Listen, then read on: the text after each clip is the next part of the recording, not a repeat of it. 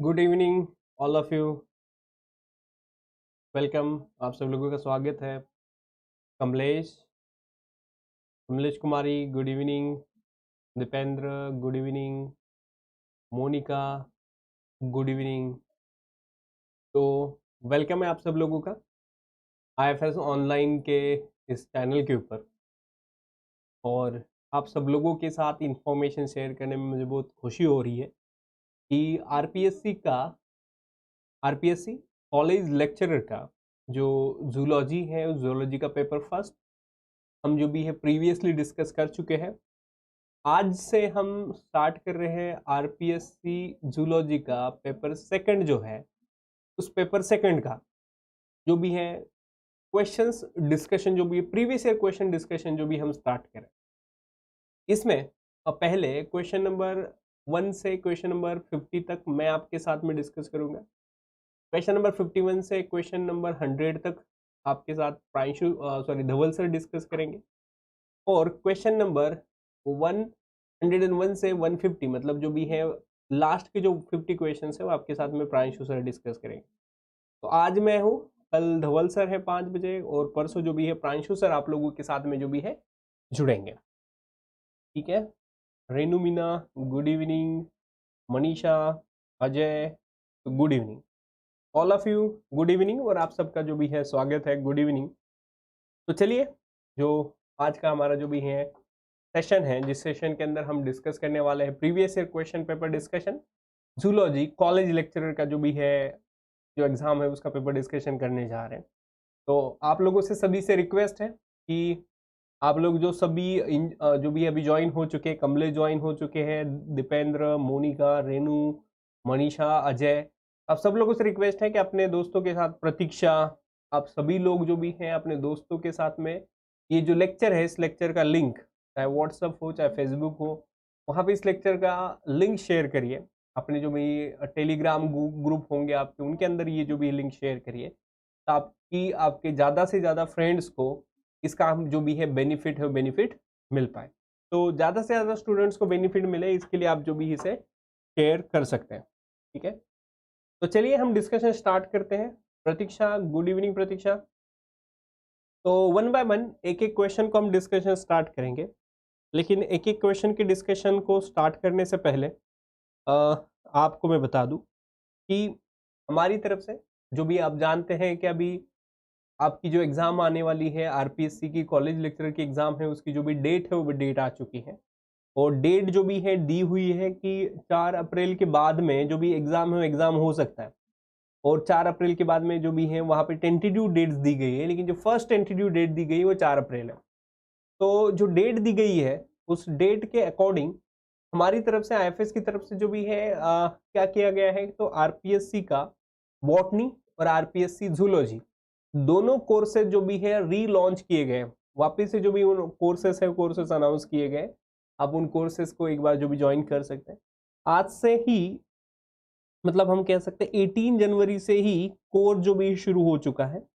Course शुरू हो रहा है 18 जनवरी से आप एडमिशन ले सकते हैं और जो कंप्लीट हो रहा है वो 30 मार्च है। उस 30 मार्च को कोर्स कंप्लीट हो रहा है जिसके अंदर आपके सभी पॉइंट्स, आपके सभी जो टॉपिक्स हैं वो सभी टॉपिक्स सिलेबस वाइज आपके जो भी है यहाँ पे कंप्लीट किए जाएंगे।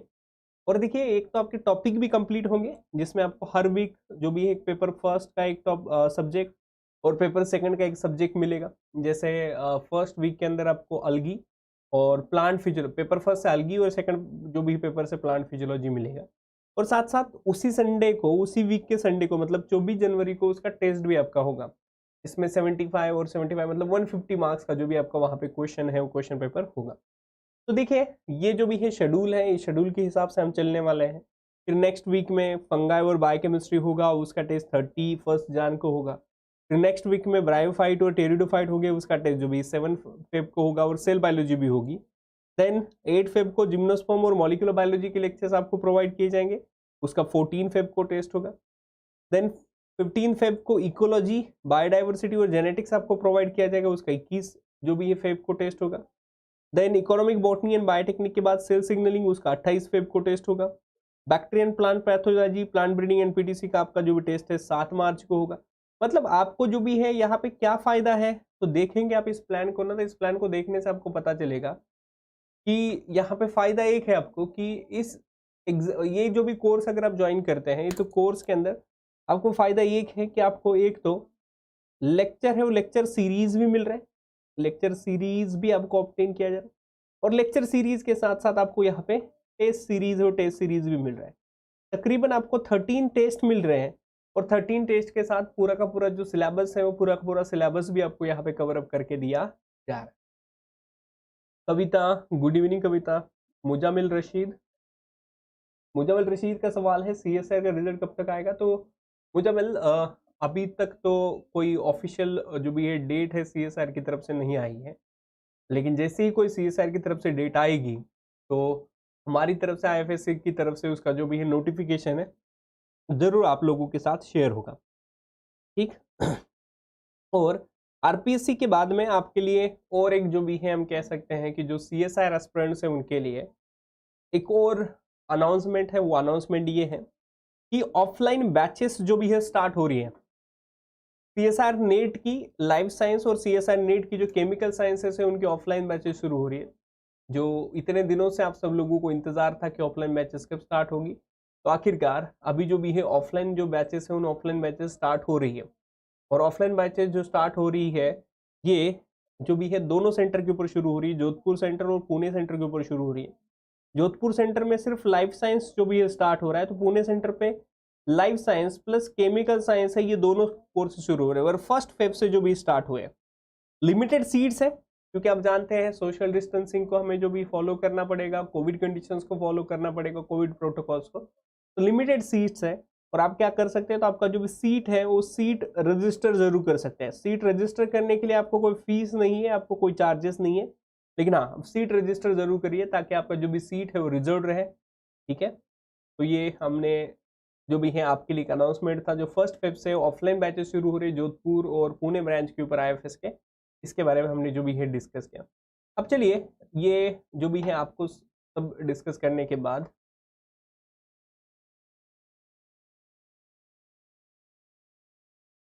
ठाकुर हिना, नमस्ते। नमस्ते ठाकुर हिना। राजकुमारी शर्मा, अच्छा राजकुमारी का सवाल है कि लैम्बडा फाज का टॉपिक करवा दो।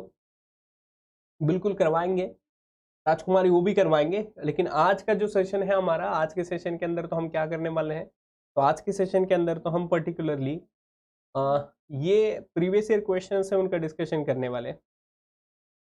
बिल्कुल बिल्कुल राजकुमारी, ट्रांसक्रिप्शन प्रोकैरियोटिक भी करवा देंगे, बिल्कुल सही है।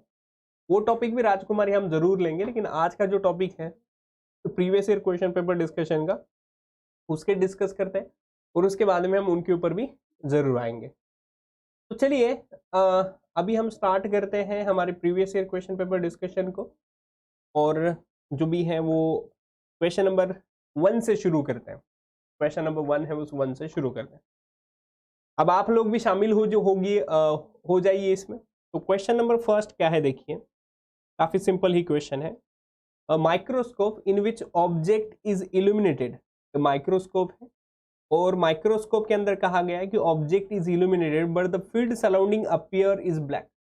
जो ऑब्जेक्ट है वो ऑब्जेक्ट क्या होता है, ऐसा माइक्रोस्कोप जिस माइक्रोस्कोप के अंदर ऑब्जेक्ट है, वो ऑब्जेक्ट मतलब जिसको हम देखना चाहते हैं वो तो इल्यूमिनेशन करता है, और इल्यूमिनेशन करने के बाद में जो बैकग्राउंड है या सराउंडिंग है, फील्ड जो भी है सराउंडिंग के अंदर वो ब्लैक दिखाई देती है।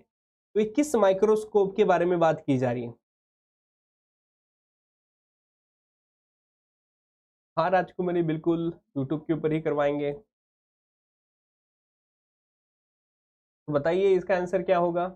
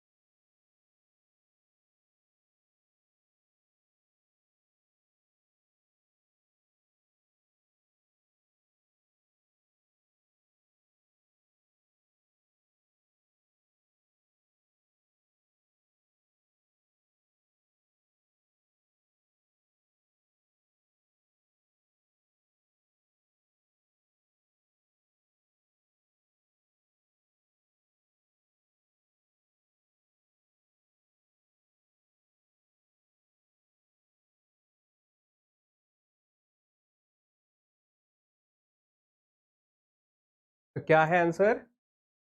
तो चलो ठीक है, तेजेंद्र ने 2 दिया, प्रतीक्षा ने 2 कहा है, कविता वर्मा ने 2 कहा है, निकुंज ने 1 दिया है, कमलेश, अविरल 2,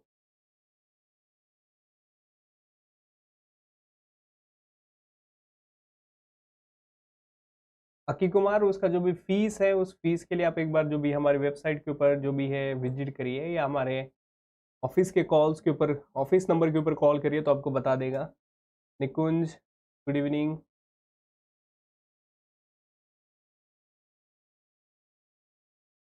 नहीं नहीं राजकुमारी, ये यूट्यूब के ऊपर फ्री नहीं हो रहा है। हाँ प्रियंका कुमारी, 5 बजे ही स्टार्ट होता है। निकुंज, चलो ठीक है, एक एक एक एक। तो ज़्यादातर लोगों ने जो भी है जवाब, कुछ लोगों ने जवाब इसका जो भी है क्या दिया है, तो 1 दिया है। तो कुछ लोगों ने इसका जो जवाब है वो जवाब क्या दिया है, तो 2 दिया है। मतलब कुछ लोगों का कहना है कि ऐसा माइक्रोस्कोप जिसके अंदर ऑब्जेक्ट इल्यूमिनेट होता है लेकिन जो फील्ड है सराउंडिंग की वो ब्लैक दिखाई देती है, वो माइक्रोस्कोप कौन सा है? तो वो माइक्रोस्कोप ज़्यादातर लोगों ने कहा ऑप्शन, वैसे कंपाउंड माइक्रोस्कोप और कोनोफोकल माइक्रोस्कोप तो है नहीं है, ये हम जानते ही है। फ्लोरोसेंस माइक्रोस्कोप और फेज कॉन्ट्रास्ट माइक्रोस्कोप जो भी है, दोनों में से आंसर होना चाहिए। तो यहाँ पे जो आंसर है, करेक्ट आंसर जो भी यहाँ पे है वो है there is an fluorescence microscope. Correct answer क्या है यहाँ पे? फ्लोरोसेंस माइक्रोस्कोप है, क्योंकि देखिए फ्लोरोसेंस माइक्रोस्कोप इसलिए आंसर है यहाँ पे क्योंकि क्या कहा गया है कि जो ऑब्जेक्ट है वो इल्यूमिनेट करता है। ऑब्जेक्ट इल्यूमिनेट करता है मतलब क्या करता है? इल्यूमिनेशन तो तभी दिखाई दे सकता है जब वो फ्लोरोसेंस और फ्लोरोसेंस शो करे। तो इसमें से जो करेक्ट आंसर है वो क्या है? First answer was the correct answer. Alpha beta gamma, good evening. ठीक है, तो correct answer is in first. Phase contrast microscopy के अंदर हम कहते हैं कि फेज कॉन्ट्रास्ट माइक्रोस्कोपी जो है वो इल्यूमिनेट नहीं करेगा वहां पे ऑब्जेक्ट। फेज कॉन्ट्रास्ट माइक्रोस्कोपी के अंदर तो हम देखते हैं कि जो भी लाइव और अनस्टेन्ड सेल्स को जो भी वहां पे देखा जाता है। तो जो लोग 2 ऑप्शन कह रहे हो, 2 ऑप्शन नहीं है इसका आंसर। इसका आंसर क्या है? तो first option was correct. Then question number second, ये भी माइक्रोस्कोपी से ही रिलेटेड है। अब इसका जो भी है सेकंड का जवाब आप दे सकते हैं, तो जरा थोड़ा सा बताइएगा। सेकंड क्वेश्चन क्या कह रहा है? विच of the following statement is incorrect? इनमें से ऐसा कौन सा स्टेटमेंट है जो इनकरेक्ट है रिगार्डिंग कोनोफोकल माइक्रोस्कोपी? कोनोफोकल माइक्रोस्कोपी के लिए कौन सा स्टेटमेंट इनमें से गलत है, ये हमें बताया, पूछा गया। तो बताइए इसका क्या होगा जवाब आपके हिसाब से?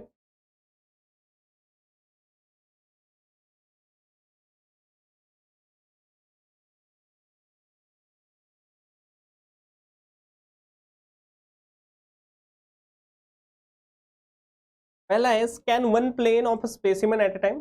ये कहा जा रहा है कि कोनोफोकल माइक्रोस्कोपी जो है, उस कोनोफोकल माइक्रोस्कोपी के अंदर scan one plane of specimen at a time specimen का एक प्लेन स्कैन किया जाता है। दूसरा, obtain the 3 dimensional image of the cell, और हम पढ़ते ही है कि at a time one plane जो भी है इसका स्कैन किया जाता है। दूसरा, ये 3 डायमेंशनल जो भी है इमेज, उस इमेज ऑब्टेन होती है। Scanning is done by using ledgers.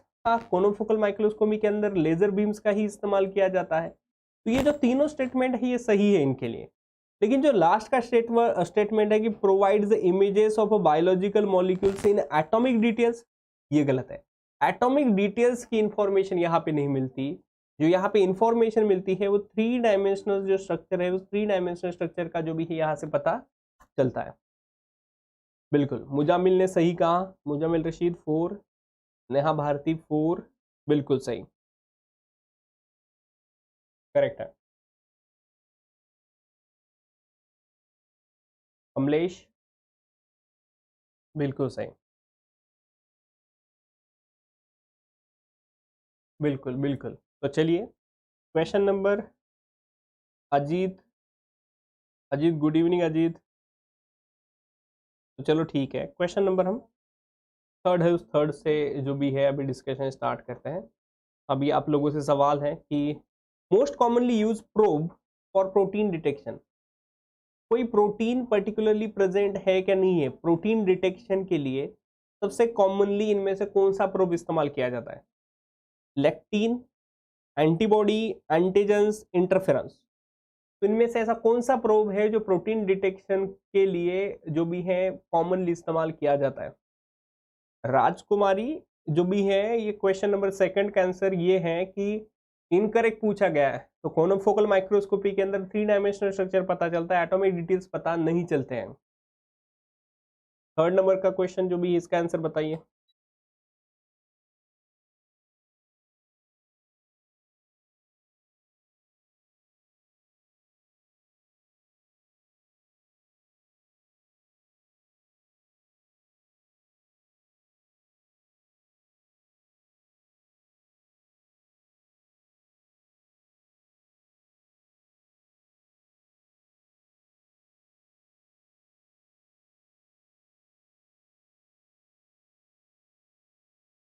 दे रहे सब लोग आंसर? क्या है तो फिर इसका आंसर?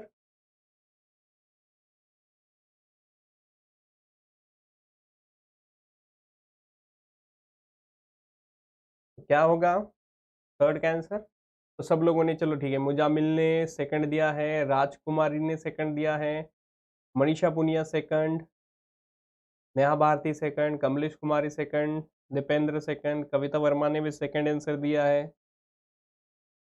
थोड़ा सा टेक्निकल एरर होने की वजह से अभी जो भी है आपको इमेज मेरा दिखाई नहीं दे रहा है, ठीक है। जल्द ही हम जो भी है वापिस से जो भी है जुड़ेंगे, तब तक आप लोग जो भी है जुड़े रहिए।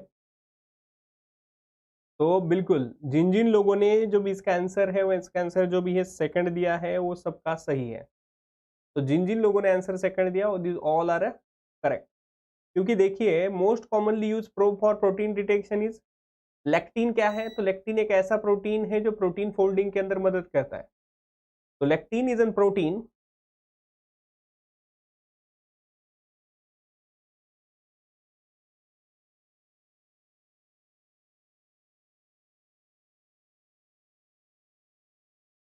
तो लेक्टिन, लेक्टिन क्या है? तो लेक्टिन एक प्रोटीन है, और ऐसा प्रोटीन है जो कार्बोहाइड्रेट के साथ इंटरेक्शन करता है, कार्बोहाइड्रेट के साथ हायर एफिनिटी रखता है। लेकिन क्वेश्चन कहता यही है कि ऐसा कौन सा प्रोब है जो प्रोटीन डिटेक्शन के लिए ज्यादातर इस्तेमाल किया जाता है? अल्फा बीटा गामा 4 नहीं, इसका आंसर 4 नहीं होना चाहिए। तो इसका आंसर जो भी सेकंड होना चाहिए। तो प्रोटीन डिटेक्शन के लिए हम ज्यादातर जो इस्तेमाल करते हैं वो क्या इस्तेमाल करते हैं? एंटीबॉडी। लेक्टिन सभी प्रोटीन के लिए इस्तेमाल नहीं किया जा सकता, एंटीजेंस भी नहीं, इंटरफेरॉन्स भी नहीं। तो जो मोस्ट कॉमनली इस्तेमाल किया जाता है वो क्या है? एंटीबॉडी है। क्लियर? देन क्वेश्चन नंबर 4, देखिए क्वेश्चन नंबर 4 बहुत सिंपल है, आप लोग इसे पढ़ेंगे तो पता चलेगा। Which of the following statements are correct about a fish technique? जो फिश टेक्निक है, उस फिश टेक्निक के लिए इनमें से कौन से स्टेटमेंट करेक्ट है? ए स्टेटमेंट दिया है, बी स्टेटमेंट है, सी भी स्टेटमेंट है, और डी स्टेटमेंट है। 4 स्टेटमेंट दिए।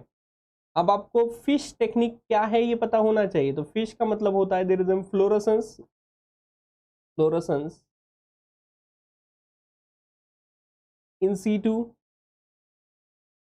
Fluorescence in situ, hybridisation.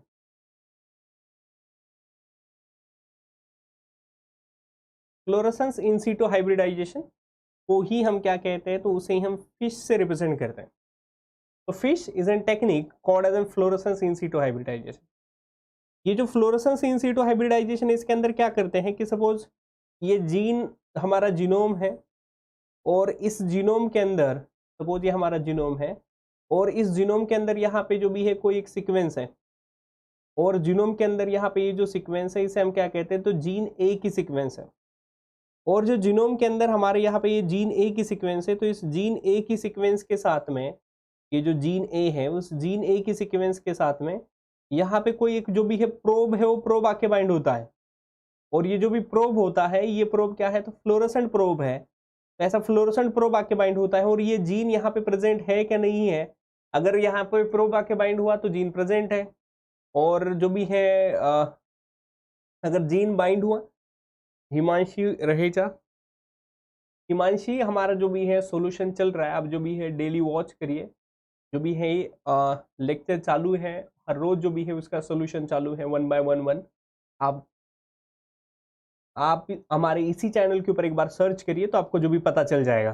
सभी क्वेश्चंस पेपर जो भी यहाँ पे अवेलेबल है, आपको क्वेश्चन पेपर डिस्कस किया जा रहा है। 4 साल का तो पिछले हो चुका है, अगर एक बार सर्च करिए तो पता चल जाएगा। पहला है does not require a linkage map. ये जो भी पहला ऑप्शन है कि does not require linkage map, ये ऑप्शन सही है। अब B exploit nucleic acid hybridization, हाँ सही है, डीएनए के साथ ही हाइब्रिडाइज होता है।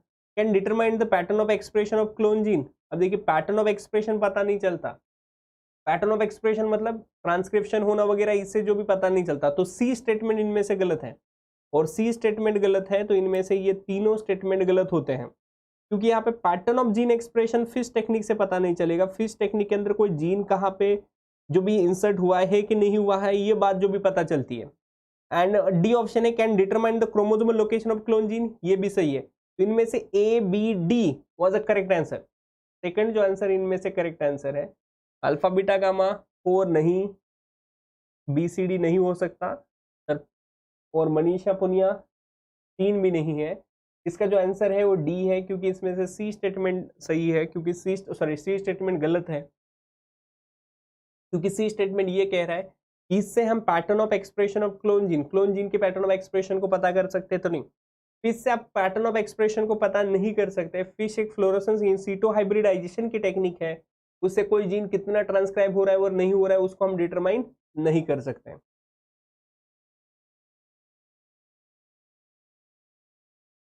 यस के अकबरुद्दीन, बिल्कुल जल्दी ही होगी, जब भी मॉलिक्यूलर बायोलॉजी की क्लास जो भी स्टार्ट होगी तो हम आप लोगों के साथ में जो भी इंफॉर्मेशन है उस इंफॉर्मेशन को जरूर शेयर करेंगे।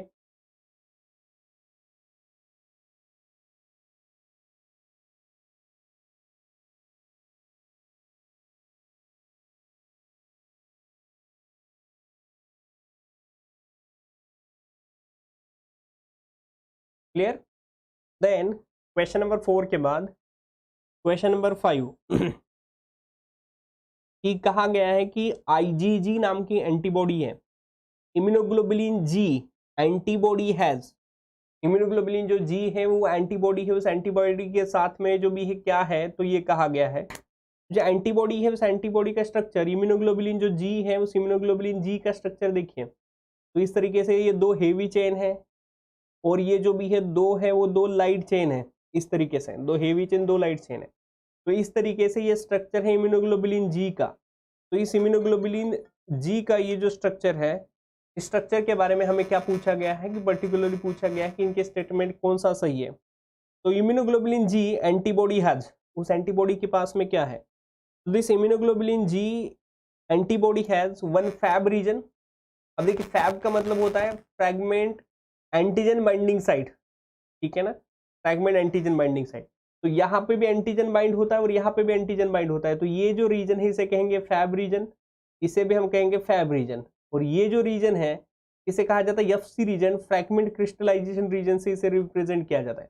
तो क्या है, तो 2 फैब रीजन है और 1 एफसी रीजन है, ठीक है। तो मनीषा ने बिल्कुल सही जवाब जो भी इसका दिया है, मनीषा ने कहा है कि थर्ड आंसर है, कमलेश कुमारी ने कहा है 2, अल्फा बीटा गामा, कविता वर्मा ने सही दिया है, नेहा भारती 3, मनीषा पुनिया, अनीता बोरा, सब ने जो भी इसका आंसर है आंसर 3 दिया है। बिल्कुल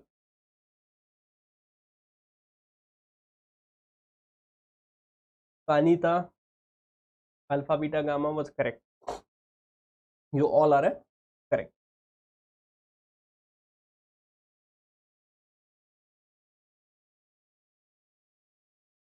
ठीक है,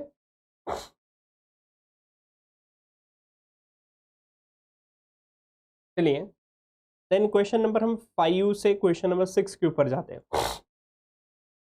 क्वेश्चन नंबर 6 तो देखिए कितना आसान है, क्वेश्चन के नंबर 6 क्या कह रहा है, रिगार्डिंग इलेक्ट्रोपोरोसिस एसडीएस पेज, रिगार्डिंग इलेक्ट्रोपोरोसिस और एसडीएस, उनके अंदर भी एसडीएस पेज के बारे में कह रहा है, विच स्टेटमेंट इज इनकरेक्ट, कौन सा स्टेटमेंट है जो एसडीएस पेज के बारे में इनकरेक्ट है।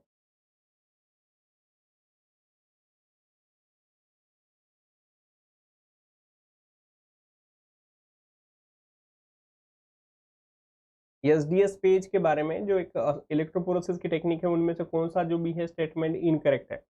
अब देखिए this technique is use as an enzyme purification, ये बात तो सही है ही है।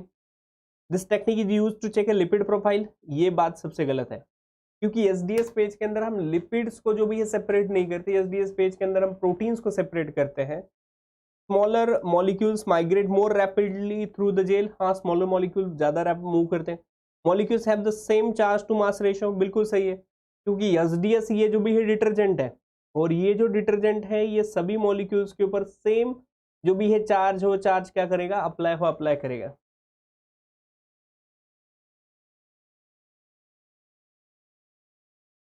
बिल्कुल, अल्फा बीटा गामा हम उसके ऊपर भी लेक्चर लेंगे।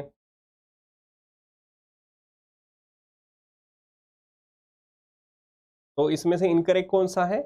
Second statement was incorrect statement.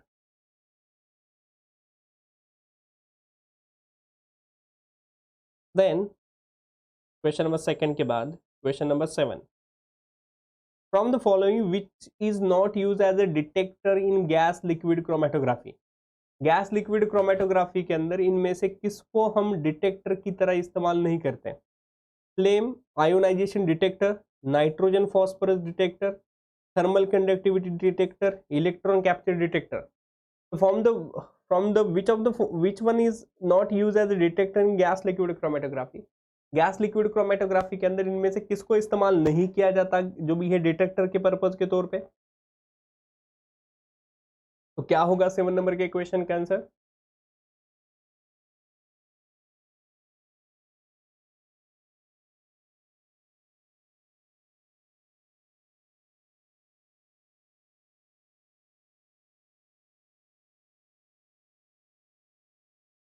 तो 7 नंबर के क्वेश्चन का आंसर दीजिए।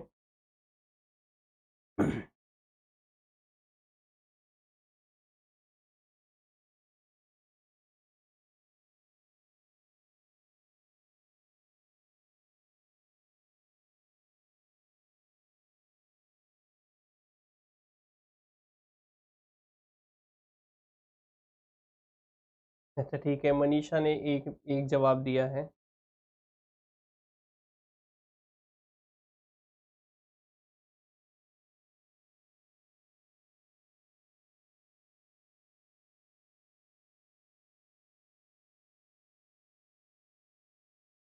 नेहा ने 4 दिया। अच्छा, तो देखिए ज़्यादा आप दिमाग लगाए उससे पहले मैं बता देता हूँ, ये जो क्वेश्चन नंबर 7 है ना, ये क्वेश्चन स्टार है। ये क्वेश्चन जो भी है एक स्टार क्वेश्चन है। आप लोगों के सर स्टार क्वेश्चन क्या है? तो देखिए ये जो सभी जो भी है यहाँ के कहा गया है कि not use as a detector, तो ये जो चारों ऑप्शंस यहाँ पे दी गई, इन चारों ऑप्शन में से किसी को भी गैस लिक्विड क्रोमेटोग्राफी के अंदर सॉरी, इन चारों में से किसी को भी गैस लिक्विड क्रोमेटोग्राफी के अंदर डिटेक्टर के तौर पे इस्तेमाल नहीं किया जाता। तो ये जब क्वेश्चन आया हुआ है, लेकिन this question was star question, क्योंकि इनमें से किसी भी को, ये जो 4 डिटेक्टर दिए इनमें से किसी को भी हम इस्तेमाल नहीं करते, तो ये स्टार क्वेश्चन है। जिन जिन लोगों ने इसे अटेम्प्ट किया है उन सबको मार्क्स मिलते हैं, कोई भी आंसर हो फिर। ठीक है, विच statement is incorrect regarding auto radiography? Question number जो भी है 8 है, उस 8 का जो भी है देखिए क्या कहना है। इनकरेक्ट स्टेटमेंट है ऑटो रेडियोग्राफी के बारे में। 8 जो भी है क्वेश्चन है ऑटो रेडियोग्राफी के बारे में, इनकरेक्ट स्टेटमेंट क्या है बताइए। पहला है autoradiography of gels allows the identification specific proteins and nuclei, सही है। Is a exposure of X-ray film to radioactive sample, ये भी बात सही है। It is use in conjugation with microscopy, ये भी बात सही है, इसको हम माइक्रोस्कोपी के कॉन्जुगेशन के अंदर इस्तेमाल कर सकते हैं। It is not possible to localize radioactive markers to particular cells in tissue locations, ये गलत है। सिर्फ ये गलत है कि हम रेडियो एक्टिव जो भी मार्कर्स है उनको सेल्स के अंदर जो भी है क्या नहीं कर सकते, लोकलाइज नहीं कर सकते। क्यों नहीं कर सकते? जहां पे भी वो प्रेजेंट होंगे तो वहीं से वो क्या करना शुरू शो करेंगे, सेल के अंदर जहां पे भी होंगे वहां से रेडियो एक्टिविटी शो करेंगे, और जहां रेडियो एक्टिविटी होगी वहां से 101% उनकी जो भी प्रेजेंस देखी जाएगी। हाँ, तो इसका आंसर क्या है? 4 है। ठीक है, अब क्वेश्चन नंबर 9, अब इसका जवाब मैं आप लोगों से चाहता हूं। Match the list 1 with list 2। ये जो लिस्ट 1 है हमारी, इस लिस्ट 1 को लिस्ट 2 के साथ मैच करता है। And select the correct answer by using the codes given below. और नीचे कुछ ये 4 कोड दिए, तो इनमें से सेलेक्ट सही तरीके का कोड भी हमें करना है। यहाँ पे कहा है एक्टिव ट्रांसपोर्ट, देन कहा है एंडोसाइटोसिस, पैसिव डिफ्यूजन, एक्सोसाइटोसिस। ये हम क्लास के अंदर पढ़ते ही है, तो आप बताइए। सही क्या होना चाहिए आंसर? क्वेश्चन नंबर 9 का आंसर दीजिए।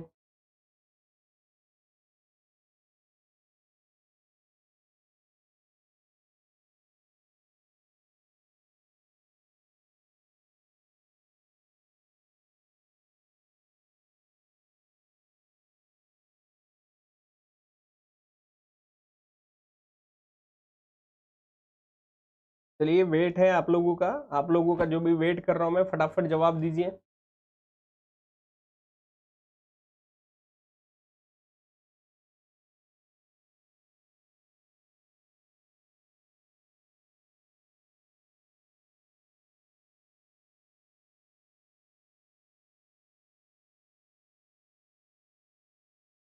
अच्छा चलो ठीक है, 9 का 4, वासु कश्यप ने 4 कहा, मनीषा ने भी 4 कहा। ठीक है, अब देखो सबसे इंपॉर्टेंट बात क्या है, यहाँ से जो भी है संतु गोपाल संतरा ने भी 4 कहा। देखो सबसे इंपॉर्टेंट है एक्टिव ट्रांसपोर्ट के बारे में। यहाँ पे क्या है, uptake of chyle by intestinal, release of neurotransmitter, reabsorption of salts from kidney tubules. तो जो यहाँ पे एक्टिव ट्रांसपोर्ट है, मतलब जो फर्स्ट ऑप्शन है उस फर्स्ट ऑप्शन का आता है सी। जो फर्स्ट ऑप्शन है उस फर्स्ट ऑप्शन का जो सी है वो सी क्या होना चाहिए, तो करेक्ट होना चाहिए। श्याम यादव, हाँ श्याम यादव ने बिल्कुल सही दिया, अजय ने सही दिया, प्रतीक्षा ने भी सही जवाब दिया। तो फर्स्ट का जो भी है वो सी होना चाहिए। अगर फर्स्ट का सी है तो ये दो ऑप्शन तो नहीं होने चाहिए, अब ये दो ऑप्शन में ही आंसर होना चाहिए। एंडोसाइटोसिस का मतलब होता है पार्टिकल को बाहर रिलीज करना, release of neurotransmitter by nerve cells. तो ये जो भी सेकंड है एंडोसाइटोसिस है, इस एंडोसाइटोसिस के बारे में हम कह सकते हैं कि, सॉरी एक्सोसाइटोसिस मतलब बाहर रिलीज करना, मतलब एक्सोसाइटोसिस होता है। जो भी 4 है उस 4 का होना चाहिए बी, 4 का यहाँ पे हो गया बी, मतलब ये सही है। फिर उसके बाद में यहाँ पे है एंडोसाइटोसिस, एंडोसाइटोसिस मतलब अपटेक, अपटेक मतलब यहाँ पे हम कह रहे हैं कि there is an uptake of, मतलब ये होना चाहिए सेकंड का जो भी है वो ए होना चाहिए। और जो थर्ड है उस थर्ड पैसिव डिफ्यूजन का मतलब डी है, ऑक्सीजन की एंट्री लंग्स के अंदर, तो ये जो भी है इसका सही। तो थर्ड आंसर है वो करेक्ट है। नेहा भारती, शिवानी पारेख, बिल्कुल सही। तो अजय, शिवम, अजय, प्रतीक्षा, कविता, नेहा, शिवानी, कमलेश, ये जो लोग हैं इन्होंने जो भी है सही और करेक्ट जो भी जवाब दिया है। देन क्वेश्चन 9 के बाद question 10, all of the following statement regarding lysosomes are correct except. इनमें से ऐसा कौन सा स्टेटमेंट है जो लाइसोसोम जो सेल ऑर्गेनेली है उसके बारे में इनकरेक्ट है? लाइसोसोम के बारे में इनमें से कौन सा स्टेटमेंट है जो गलत साबित होता है, इनमें से कौन सा स्टेटमेंट है जो इनकरेक्ट है, पूछा है। लाइसोसोम कंटेन हाइड्रोलाइटिक एंजाइम्स, हाँ लाइसोसोम के पास हाइड्रोलाइटिक एंजाइम्स होती ही है क्योंकि उसके पास एसिडिक पीएच होता है। लाइसोसोम की मेम्ब्रेन के ऊपर इंटीग्रल मेम्ब्रेन प्रोटीन होते हैं, ट्रांस मेम्ब्रेन प्रोटीन होते हैं, हाँ। लाइसोसोम एग्जिबिट पॉलीमॉर्फिनिज्म, हाँ लाइसोसोम के अंदर कई सारा पॉलीमॉर्फिनिज्म देखा जाता है साइजेस के अंदर। The activity of hydrolyse the lysosome maintain at a pH 7.2, यही स्टेटमेंट गलत है क्योंकि लाइसोसोम है, उस लाइसोसोम के अंदर जो पीएच होता है वो पीएच एसिडिक पीएच होता है और पीएच लगभग 4.5 से 5 के बीच में रेंज करता है, तो 7.2 जो भी है पीएच नहीं हो सकता। तो लाइसोसोम के बारे में जो गलत बात है वो गलत जो भी है, मतलब क्या है, तो सेकंड स्टेटमेंट वाज इनकरेक्ट। बिल्कुल सही। नेहा, कविता, कमलेश, शिवानी, रेणु, कमलेश कुमारी, शिवम, संतु गोपाल संतरा, मनीषा, अपेक्षा, बिल्कुल बिल्कुल सही। ठीक है, 10th के बाद में क्वेश्चन नंबर है 11।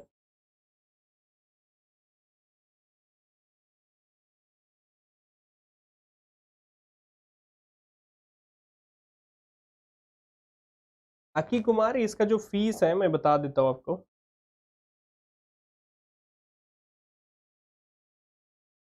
जस्ट वेट करिए।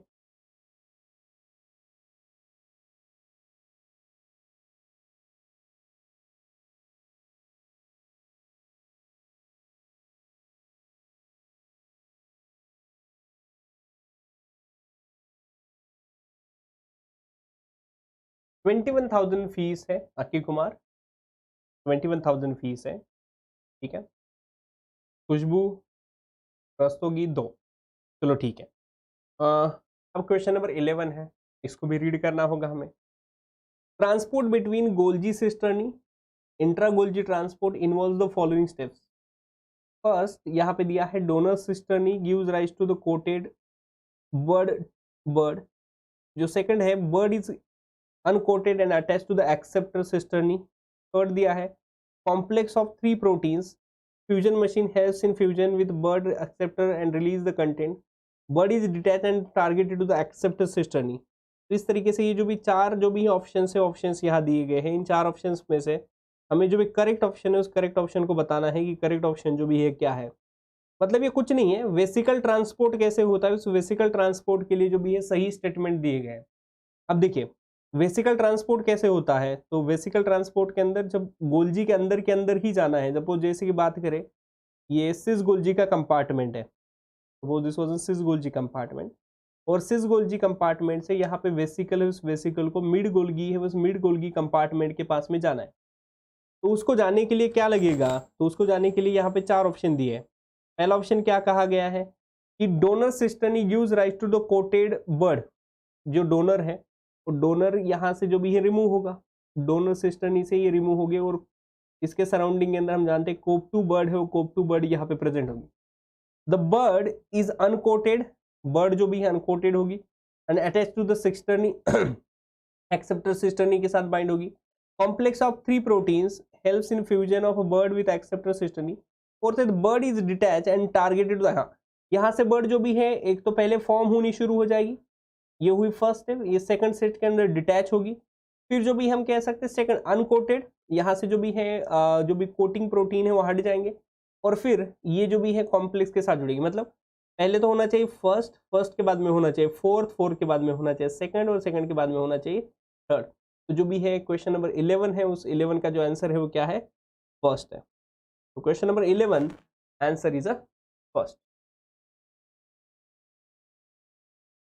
ठीक है, तो शिवानी पारेख करेक्ट है, इसका आंसर जो फर्स्ट है। क्वेश्चन नंबर 12, ये तो काफी आसान है, आप बता ही सकते हैं। लिस्ट 1 है, उस लिस्ट 1 को लिस्ट 2 के साथ मैच करना है करेक्ट आंसर के साथ by using the codes given below in a list. List 1 है जो है साइट है माइटोकॉन्ड्रिया की, और लिस्ट 2 है जो एंजाइम्स है माइटोकॉन्ड्रिया के ऊपर। Outer membrane peri mitochondrial space, inner membrane matrix, cytochrome BC complex, fatty acid CoA ligase, adenylate cyclase, enzymes of TCA cycle. TCA cycle के एंजाइम्स कहाँ पे प्रेजेंट होते हैं, तो सबसे इंपॉर्टेंट बात तो हर कोई जानता है कि जो टीसीए साइकिल के एंजाइम्स हैं वो टीसीए साइकिल के एंजाइम कहाँ पे प्रेजेंट होते हैं, तो मैट्रिक्स के अंदर ही प्रेजेंट होते हैं। टीसीए साइकिल के एंजाइम्स कहाँ पे प्रेजेंट है, तो TCA cycle enzymes are present in a matrix. तो 4 का डी होना चाहिए, मतलब ये 2 ऑप्शन तो नहीं होंगे। अगर ये 2 ऑप्शन नहीं होंगे तो फिर अब हमें दूसरे किसी को देखना पड़ेगा। साइटोक्रोम बी सी जो भी है वो कहाँ पे प्रेजेंट होना है, इनर मेम्ब्रेन के ऊपर, मतलब जो थर्ड है उस थर्ड का क्या होना चाहिए, तो थर्ड जो भी ऑप्शन है उस थर्ड ऑप्शन का होना चाहिए ए। यहाँ पे भी नहीं है लेकिन यहाँ पे है, थर्ड का ए कहाँ पे है, तो यहाँ पे, और थर्ड का यहाँ पे ए है, तो बाकी किसी को पढ़ने की जरूरत ही नहीं। फिर इसका आंसर क्या है, तो जो बी 4 है वो 4 करेक्ट है, राइट। और आउटर मेम्ब्रेन के ऊपर फिर कौन आ जाएगा, आउटर मेम्ब्रेन के ऊपर ये फैटी एसिड कोएलाइगेज आ जाएगा, और फिर जो सेकंड है वो सेकंड के ऊपर सी आ जाएगा, एडिनाइलेट काइनेज जो भी है सी, मतलब जो भी इसका आंसर आ जाएगा। तो fourth answer was a correct answer. In order to enter a cell cycle, a cell must be stimulated from the outside. What type of molecule provide this stimulation? कहा जा रहा है कि अगर सेल को सेल साइकिल के enter करना है, जैसे कि सपोज ये सेल है हमारी, तो सेल को G1 फेज से यस फेज से G2 फेज, और G2 फेज से M फेज के अंदर एंटर करना है, तो सेल साइकिल को एंटर करने के लिए cell must be stimulated from outside, cell को बाहर से कोई सिग्नल चाहिए। Which type of molecule provide this stimulation, इनमें से ऐसा कौन सा मॉलिक्यूल है जो स्टिमुलेशन प्रोवाइड कर सकता है। देखिए पहला ऑप्शन है साइक्लिन, दूसरा ऑप्शन है टायरोसिन काइनेज, तीसरा ऑप्शन है साइक्लिन डिपेंडेंट काइनेज, लास्ट है साइटोकाइंस एंड ग्रोथ फैक्टर्स। तो इस 13 नंबर के क्वेश्चन का आंसर दीजिए। अच्छा चलो ठीक है, मनीषा ने दिया, नेहा भारती, राइट। तो सेल को अगर बाहर से हमें कोई स्टिमुलस देना है ग्रोथ करने के लिए, वो क्या होना चाहिए, ग्रोथ फैक्टर्स या साइटोकाइंस है वो साइटोकाइंस होनी चाहिए, राइट।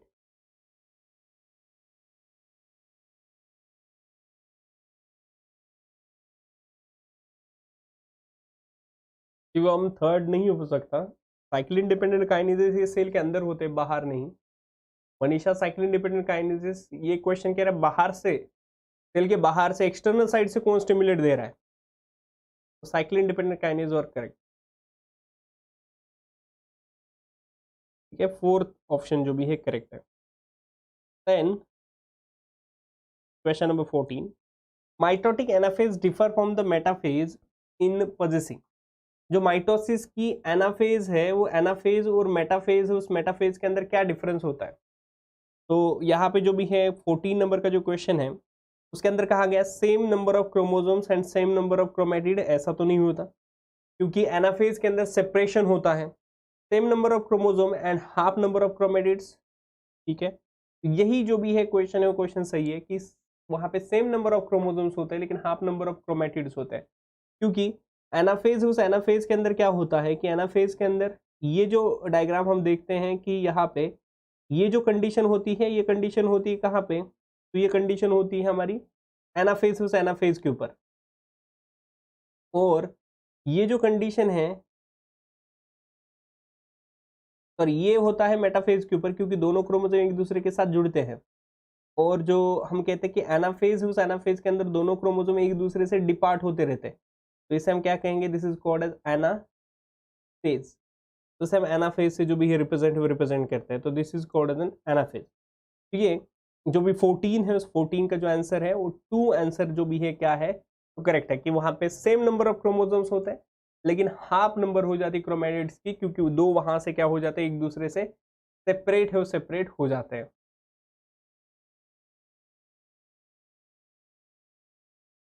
क्लियर सबके लिए?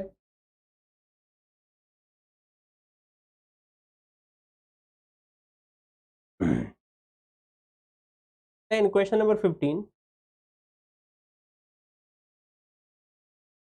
which of the following statement regarding the Pribno box is false? तो प्रिब्नो बॉक्स और प्रिब्नो बॉक्स के बारे में क्या बात गलत है।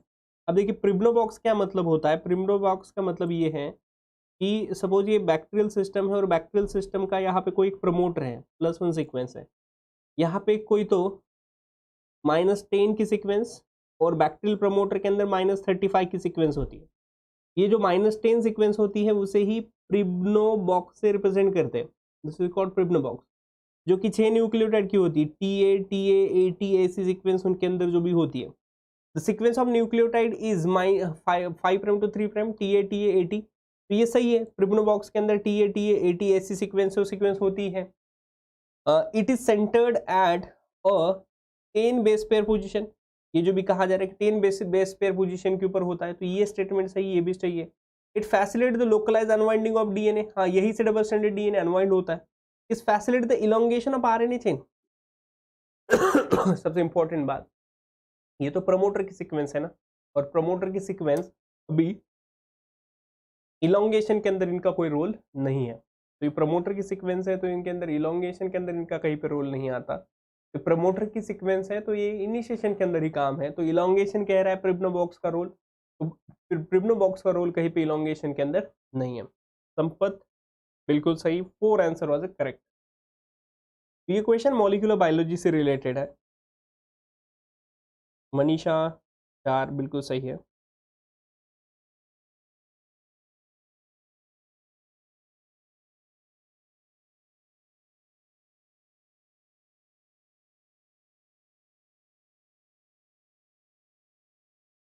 देखिए 16 नंबर का जो क्वेश्चन है उसका भी जवाब मैं आप लोगों से चाहूंगा। विच of the following is not a property of DNA polymerase 1 in prokaryotic? Prokaryotic system के अंदर डीएनए पॉलीमरेज 1 की इनमें से क्या प्रॉपर्टी नहीं है, पूछा गया है। हम जानते हैं कि जो डीएनए पॉलीमरेज 1 है, जिस डीएनए पॉलीमरेज 1 को ही हम क्या कहते हैं, तो कोर्नबर्ग एंजाइम कहते हैं। और ये जो कोर्नबर्ग एंजाइम है डीएनए पॉलीमरेज 1, इस डीएनए पॉलीमरेज कोनबर्ग एंजाइम के पास में क्या एक्टिविटी है, जो हर डीएनए पॉलीमरेज के पास में होती है, ये एक्टिविटी इसके पास में भी है। 5 प्राइम से 3 प्राइम पॉलीमराइजेशन की एक्टिविटी है, 5 प्राइम से 3 प्राइम पॉलीमराइजेशन है। दूसरा 3 प्राइम से 5 प्राइम एक्सोन्यूक्लियस एक्टिविटी है।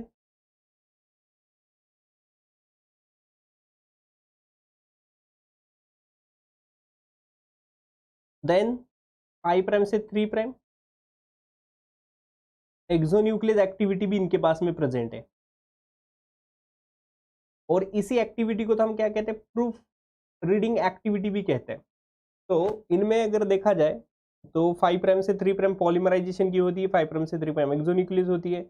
हाँ, ये एंडोन्यूक्लियस एक्टिविटी नहीं है। बिल्कुल बिल्कुल। विजया दास, रेणु मीना, प्रतीक्षा, दीपकांति, मनीषा, शिवानी, कमलेश, सबने जो भी सही जवाब दिया है इसका, एंडोन्यूक्लियस एक्टिविटी नहीं होती, इसके अंदर एक्सोन्यूक्लियस और एक्सोन्यूक्लियस एक्टिविटी होती है। तो बस एंडोन्यूक्लियस एक्टिविटी नहीं होती। 16 का आंसर क्या होगा फिर? Third answer was incorrect. Then question number 17, DNA topoisomerase in recombination are. DNA topoisomerase जो भी है वो रिकॉम्बिनेशन है, उस रिकॉम्बिनेशन के अंदर कैसा काम करता है? रिकॉम्बिनेशन के अंदर जो भी है क्या काम करता है? संपत स्वामी, ऑप्शन 2 एंड 3 आर सेम? नहीं, एक के अंदर संपत एक्सोन्यूक्लियस एक्टिविटी, दूसरे के अंदर एंडोन्यूक्लियस है, सेम नहीं हो सकते। एक्सोन्यूक्लियस मतलब किनारों से कट करना होता है, एंडोन्यूक्लियस मतलब मिडल के अंदर कट करना होता है। तो संपत ये दोनों ऑप्शन सही नहीं है, सेम नहीं है।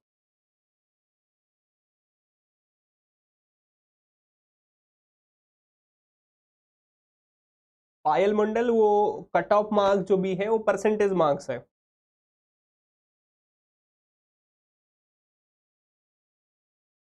ठीक है, चलो बिल्कुल सही। पी स्टडी विथ वंशिका 1, दीपकांति, ठीक है, चलो ठीक है। टोपॉइसोमरेज का रिकॉम्बिनेशन के अंदर क्या रोल है, ये पूछा गया है। तो टोपॉइसोमरेज का जो रोल है रिकॉम्बिनेशन के अंदर वो क्या है, तो यहाँ पे हम बात कर सकते हैं responsible for removing super coil in helix, ये बात सही है। Responsible for localize strand replication नहीं। Joins the initiation complex and contributes to formation of bidirection नहीं। अनवाइंड द डबल डबल, ये तो एक हेलिकेज का काम है।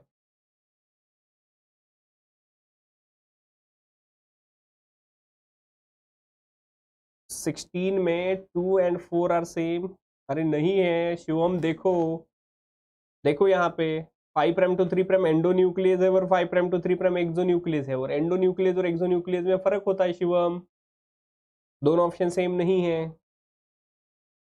संपत स्वामी और शिवम, आप दोनों जो कह रहे हैं वो एंडोन्यूक्लियस और एक्सोन्यूक्लियस के अंदर फर्क है, वहां पे आप देखिए एक बार।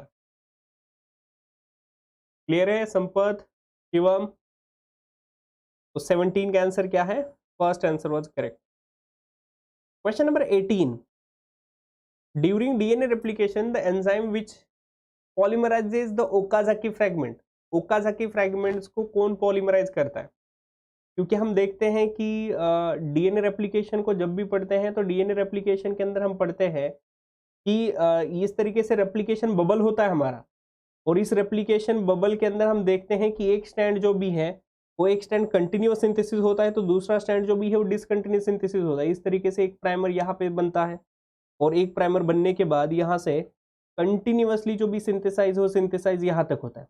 तो एक प्राइमर यहाँ से सिंथेसाइज होता है, तो ये इस तरीके से जो भी हम देख सकते हैं कि एक प्राइमर यहाँ से कंटिन्यूअसली यहाँ तक और यहाँ से कंटिन्यूअसली यहाँ तक जो भी है देखा जाता है। तो ये पर्टिकुलरली 5 प्राइम से 3 प्राइम, 5 प्राइम से 3 प्राइम, तो ये यहाँ पे जो भी है होते हैं, ये जो डिसकंटिन्यूअस सिंथेसिस होती है उन्हें ही तो हम क्या कहते हैं, उन्हें ही हम ओकाजाकी फ्रैगमेंट कहते हैं। तो दीज आर ओकाजाकी फ्रैगमेंट्स। ठीक है,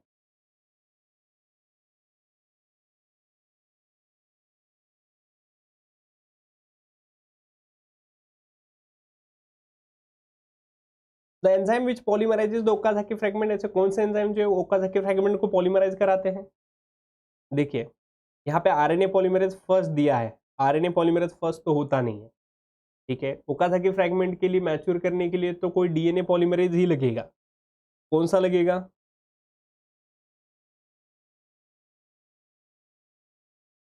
ओकाज़की फ्रैगमेंट जो भी है उनको पॉलीमराइज कौन कर रहा है?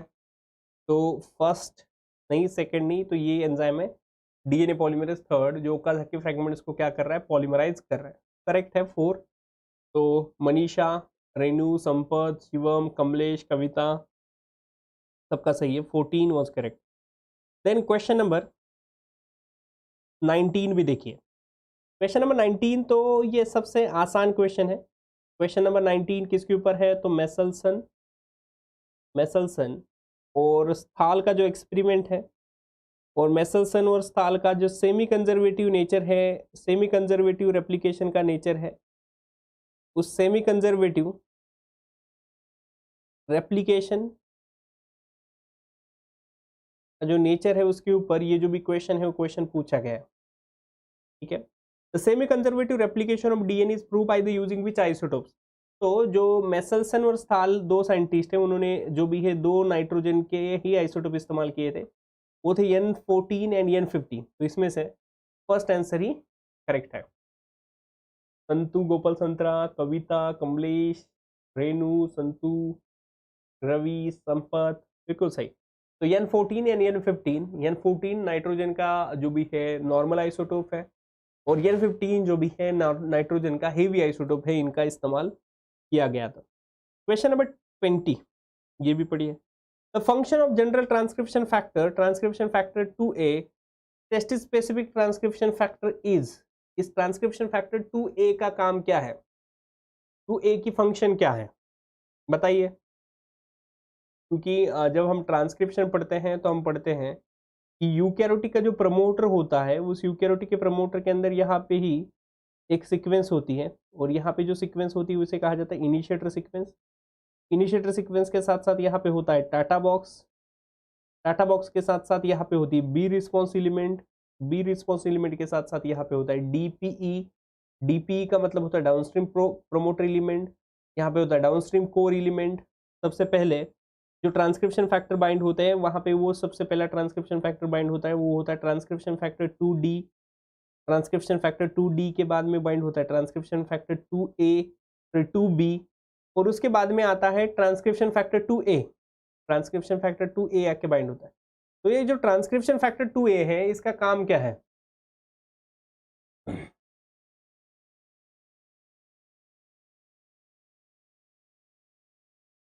अच्छा चलो ठीक है, एक सब लोग कह रहे हैं कि इसका आंसर जो भी 1 होना जरूरी है।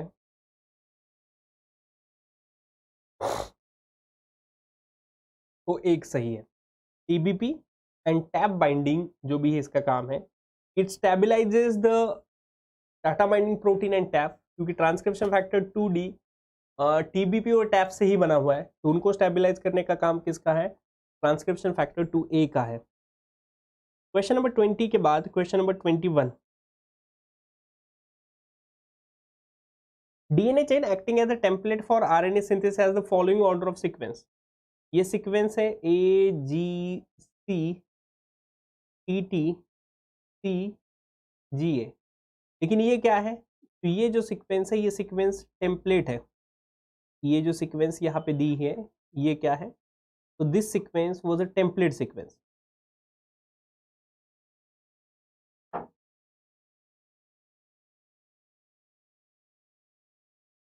तो ए है तो ऊपर होगा TCGAAGC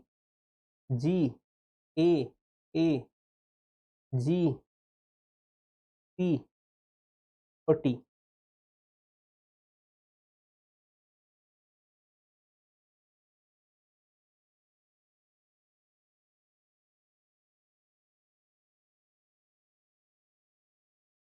ये सीक्वेंस है। तो अगर ये टेम्पलेट सीक्वेंस है तो यहाँ से जब mRNA बनेगा तो mRNA की सीक्वेंस ऊपर वाले स्टैंड से सिमिलर होगी। T है तो वहाँ आ जाएगा U, फिर आ जाएगा CGAAGCU, ऐसी सीक्वेंस है सीक्वेंस आएगी। मतलब स्टार्ट होना चाहिए U, बाद में होना चाहिए CGAAGCU। इसका जो आंसर होगा वो आंसर क्या होगा? 4। स्वामी जी, बिल्कुल, आपको भी बहुत प्रणाम Swami ji.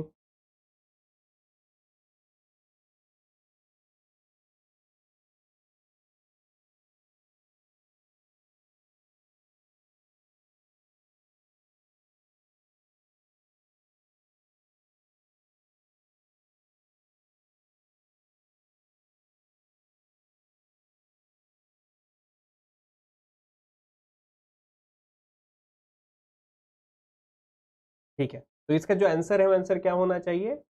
Fourth answer was correct. आप लोगों ने क्या क्या जवाब दिए इसके?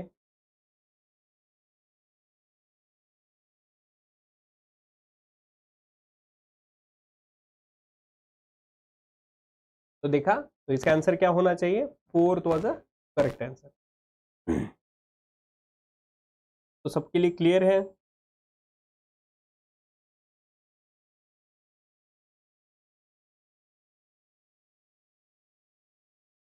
चलो ठीक है, क्वेश्चन नंबर 21 के बाद question number 22। DNA molecule carries information in. DNA molecule जो भी है, उस डीएनए मॉलिक्यूल के पास में जो इंफॉर्मेशन होगी वो इंफॉर्मेशन किस फॉर्म के अंदर होगी? तो यहाँ पे है कि total number of nucleotides, amino acid sequence, order of basis in the molecule, और उसके बाद में जो भी है कहा sugar and phosphate in the phosphate backbone. ये तो नहीं हो सकता। तो फिर उसके बाद में 22 का answer number of total number of nucleotide, amino acid sequence नहीं। तो order of basis in the molecule, कि जो भी ऑर्डर ऑफ बेसिस मॉलिक्यूल के अंदर ऑर्डर ऑफ बेसिस क्या है उस हिसाब से। तो इसका आंसर क्या होगा? थर्ड। मधु शुक्ला ने सही जवाब दिया है, थर्ड ही करेक्ट है। Then question number 23। यहाँ पे EFTS is an example of. EFTS क्या है? EFTS, ई का मतलब होता है elongation, elongation factor, elongation factor, और TS का मतलब होता है thermo elongation factor, thermo stable. Elongation factor thermostable जो भी है यहाँ पे ऑप्शन है। ठीक है, तो वो क्या है?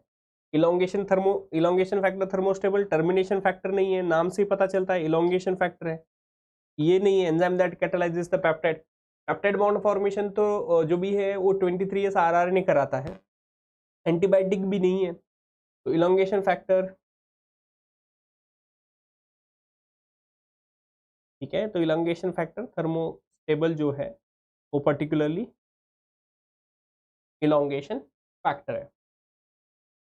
स्वामी जी, आप एक बार जो भी है कॉल करिए हमारे वेबसाइट के ऊपर, तो वहाँ पे आपके लिए जो भी नंबर मिलेंगे, तो वहाँ से आप जो भी है इंफॉर्मेशन ले सकते हैं एडमिशन के लिए। हमारी वेबसाइट के ऊपर एक बार विजिट करिए, तो वहाँ पे आपको जो भी है पूरा डिटेल मिल जाएगा। ठीक है, वहाँ पे जो भी है अभी डिटेल्स लिंक प्रोवाइड की जा रही है। तो रजिस्टर जो भी ये लिंक प्रोवाइड की जा रही है, इस वेबसाइट के ऊपर जाएंगे तो आपको जो भी है कोर्स है कोर्स प्रोवाइड किए जाएंगे। ऑनलाइन क्लासेस के लिए सभी जो भी कोर्सेज प्रोवाइड किए जाएंगे। 23 के बाद there is a question number 24। 24 देखिए, enhancer element are segment of DNA. Enhancer element है वो डीएनए का सेगमेंट है। That is function in orientation. First, function in any orientation, एक है कि वो किसी ओरिएंटेशन के अंदर फंक्शन कर सकते हैं। दूसरा है function in tissue specific manner. Third है function in promoters, as a promoters. Third है activate transcription of gene in respective of their position in the DNA chain. Choose the correct combination from the following. इस question number हमारा जो 24 है, इसका जो भी है करेक्ट आंसर हमें जो भी है चूज करने के लिए कहा गया है कि क्या जो भी इसका जो भी करेक्ट आंसर होगा। एन आंसर सीक्वेंस के लिए इनमें से कौन सा स्टेटमेंट जो भी सही है? अब इनमें से देखिए एन आंसर स्टेटमेंट, इसमें से जो भी यही स्टेटमेंट एन आंसर के लिए गलत है। एन आंसर क्या है? तो एन आंसर एक ऐसी सीक्वेंस है जिसके ऊपर एक्टिवेटर प्रोटीन बाइंड होता है, और एक्टिवेटर प्रोटीन सपोज ये जीन है, तो इस जीन के ऊपर यहाँ ये जो सीक्वेंस है ये सीक्वेंस प्रमोटर की है, तो ये जो सीक्वेंस है ये प्रमोटर की है, और ये जो सीक्वेंस है ये सीक्वेंस एनांसर की है। तो एनांसर सीक्वेंस के ऊपर कौन बाइंड होता है? तो एनांसर सीक्वेंस के ऊपर जो बाइंड होने वाला प्रोटीन है उसका नाम है एक्टिवेटर। तो प्रमोटर के ऊपर कौन बाइंड होता है? आरएनए पॉलीमरेज बाइंड होता है। तो प्रमोटर की ये सीक्वेंस तो ये हो नहीं सकती, मतलब इसमें से थर्ड आंसर गलत है। थर्ड कहाँ कहाँ गलत है? इन सभी लोकेशंस के ऊपर गलत है। तो 24 का जो करेक्ट आंसर है वो क्या है, सेकंड आंसर वाज करेक्ट, क्योंकि जो एनहांसर सीक्वेंस होती है वो एनहांसर सीक्वेंस एक्टिवेटर प्रोटीन के लिए जो भी बाइंडिंग साइट है वो प्रोवाइड करती है। Then question number 25, lac operon and trp operon are example of, lac operon भी है और ट्रिप्टोफैन ओपेरॉन है, वो दोनों किसके एग्जांपल है?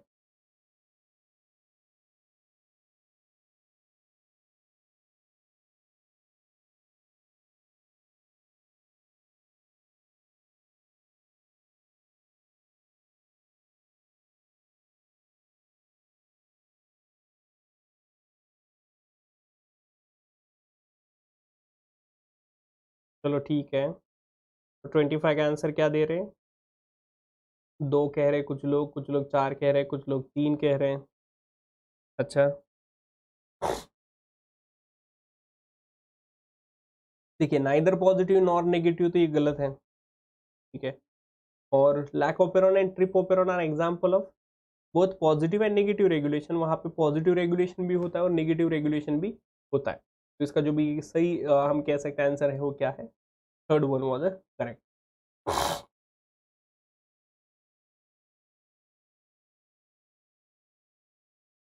ठीक है, तो ये इसका जो सही आंसर है वो क्या है, third answer was correct answer.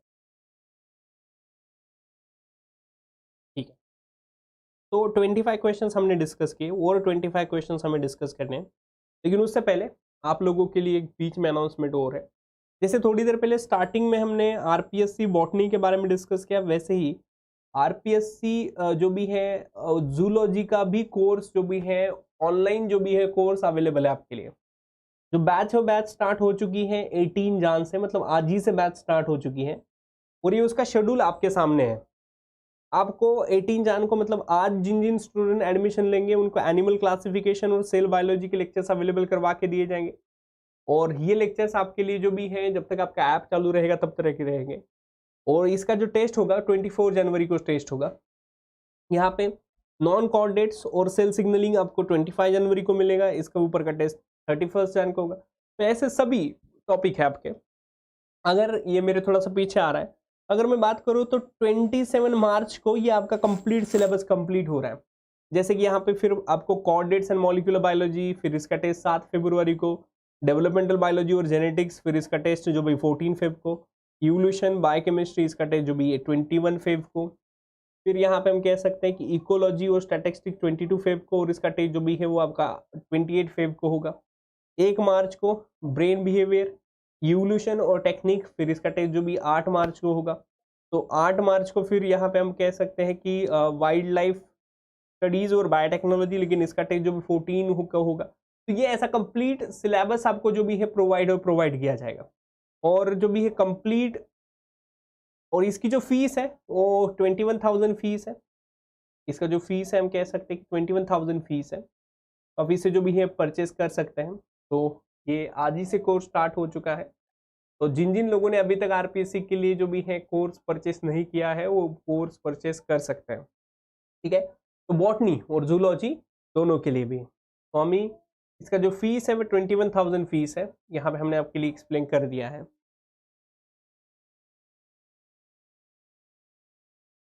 Question number 26, lac repressor protein in eukaryotic में block gene expression by binding to the DNA site is called।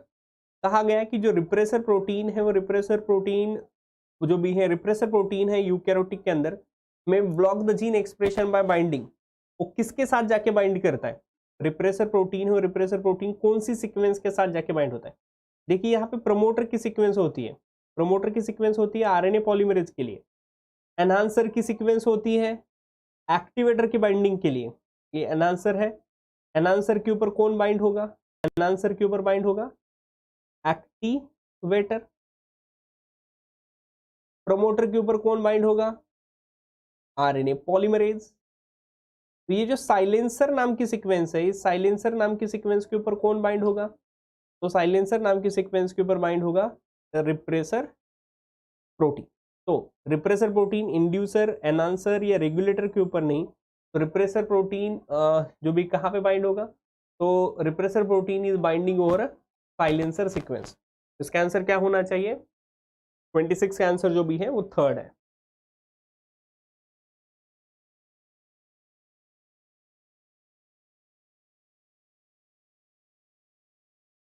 Manisha, Kavita Verma, four नहीं, थर्ड है इसका आंसर। चलो ठीक है, ये क्वेश्चन का जवाब आप दे दीजिए। RNAi, यहाँ पे बहुत सिंपल सवाल है, क्वेश्चन पूछा गया है।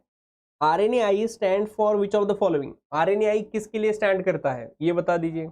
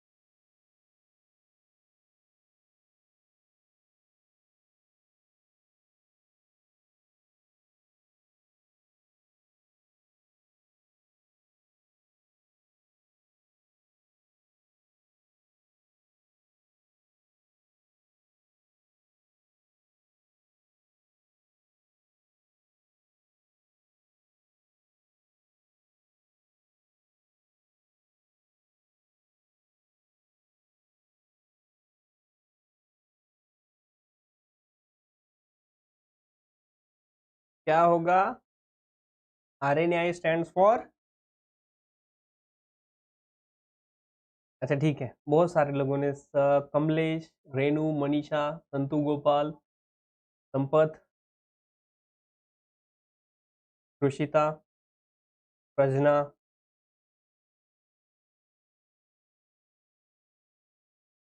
महावीर सेन, स्टडी मटेरियल तो नहीं है।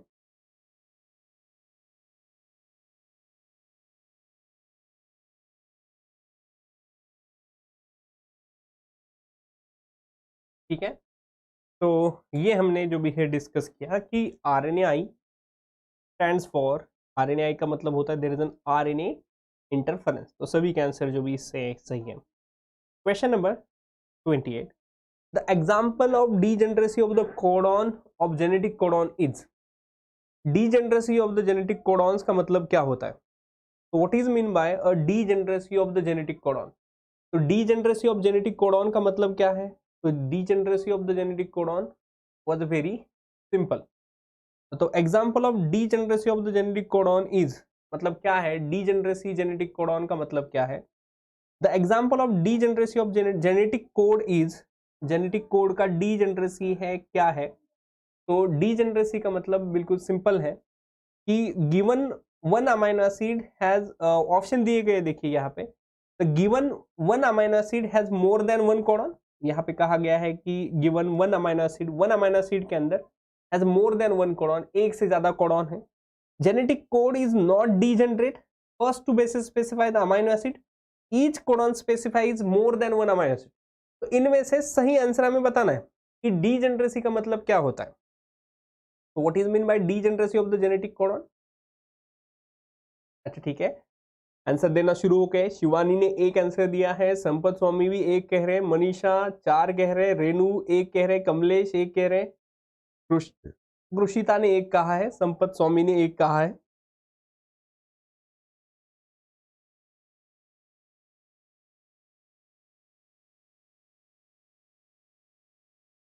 अच्छा ठीक है ठीक है, एक एक एक एक एक, एक, बिल्कुल बिल्कुल, चलो बहुत अच्छे, बहुत अच्छे, बिल्कुल सही।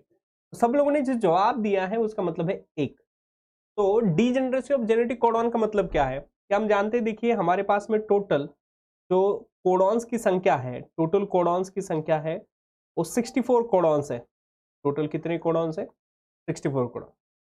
और टोटल ये जो 64 कोडॉन्स है, तो टोटल इन 64 कोडॉन्स में हम बात कर सकते हैं कि टोटल 64 कोडॉन्स में जो भी है क्या है, तो अगर बात करते हैं तो 61 कोडॉन्स है जो अमाइनो एसिड को एनकोड करते हैं, और 3 कोडॉन है जो कि क्या करते हैं कि स्टॉप कोडॉन है, मतलब ये नॉनसेंस कोडॉन के अंदर आते हैं। और 61 कोडॉन कितने अमाइनो एसिड को एनकोड करते हैं? 20 अमाइनो एसिड है, उस 20 अमाइनो एसिड को ही एनकोड करते हैं। तो एक अमाइनो एसिड को एक से ज्यादा कोडॉन होती है, इसे तो हम क्या कहते हैं? डीजेनरेसी कहते हैं। Genetic code is not degenerate, ये गलत है। First two bases specified amino acid, ये गलत है। Each codon specify more than one amino acid, ये भी गलत है। एक कोडॉन एक से ज्यादा अमाइनो एसिड को स्पेसिफाई नहीं कर सकता। हाँ, लेकिन ये जरूर कह सकते हैं कि एक अमाइनो एसिड के लिए एक से ज्यादा कोडॉन हो सकते हैं। देन क्वेश्चन नंबर 28 के बाद question number 29, nucleotide sequence on DNA. Nucleotide की सीक्वेंस है डीएनए की, that actually have information encoding a sequence of amino acid are. तो न्यूक्लियोटाइड सीक्वेंस है किसकी? तो न्यूक्लियोटाइड सीक्वेंस है डीएनए की, that actually have information encoding the sequence of amino acid. तो उसे हम क्या कहेंगे? ऐसे न्यूक्लियोटाइड की सीक्वेंस डीएनए के ऊपर की जिसके अंदर अमाइनो एसिड की मतलब उससे अमाइनो एसिड जो भी है एनकोड हो सकते हैं, तो उसे हम क्या कहेंगे? पहला है ऑप्शन इंट्रॉन। इंट्रॉन तो गलत है, क्योंकि एंट्रॉन जो है उसके अंदर इसे हम कह सकते हैं this is a non coding sequence, ये नॉन कोडिंग सीक्वेंस है। एक्सॉन है, यही आंसर सही है, क्योंकि ये क्या है? कोडिंग सीक्वेंस है, तो ये सही है। इंट्रॉन से एक्सॉन बोथ, ये गलत है। नन ऑफ दीज, ये भी गलत है। तो 29 का आंसर क्या है? Second answer was a correct answer.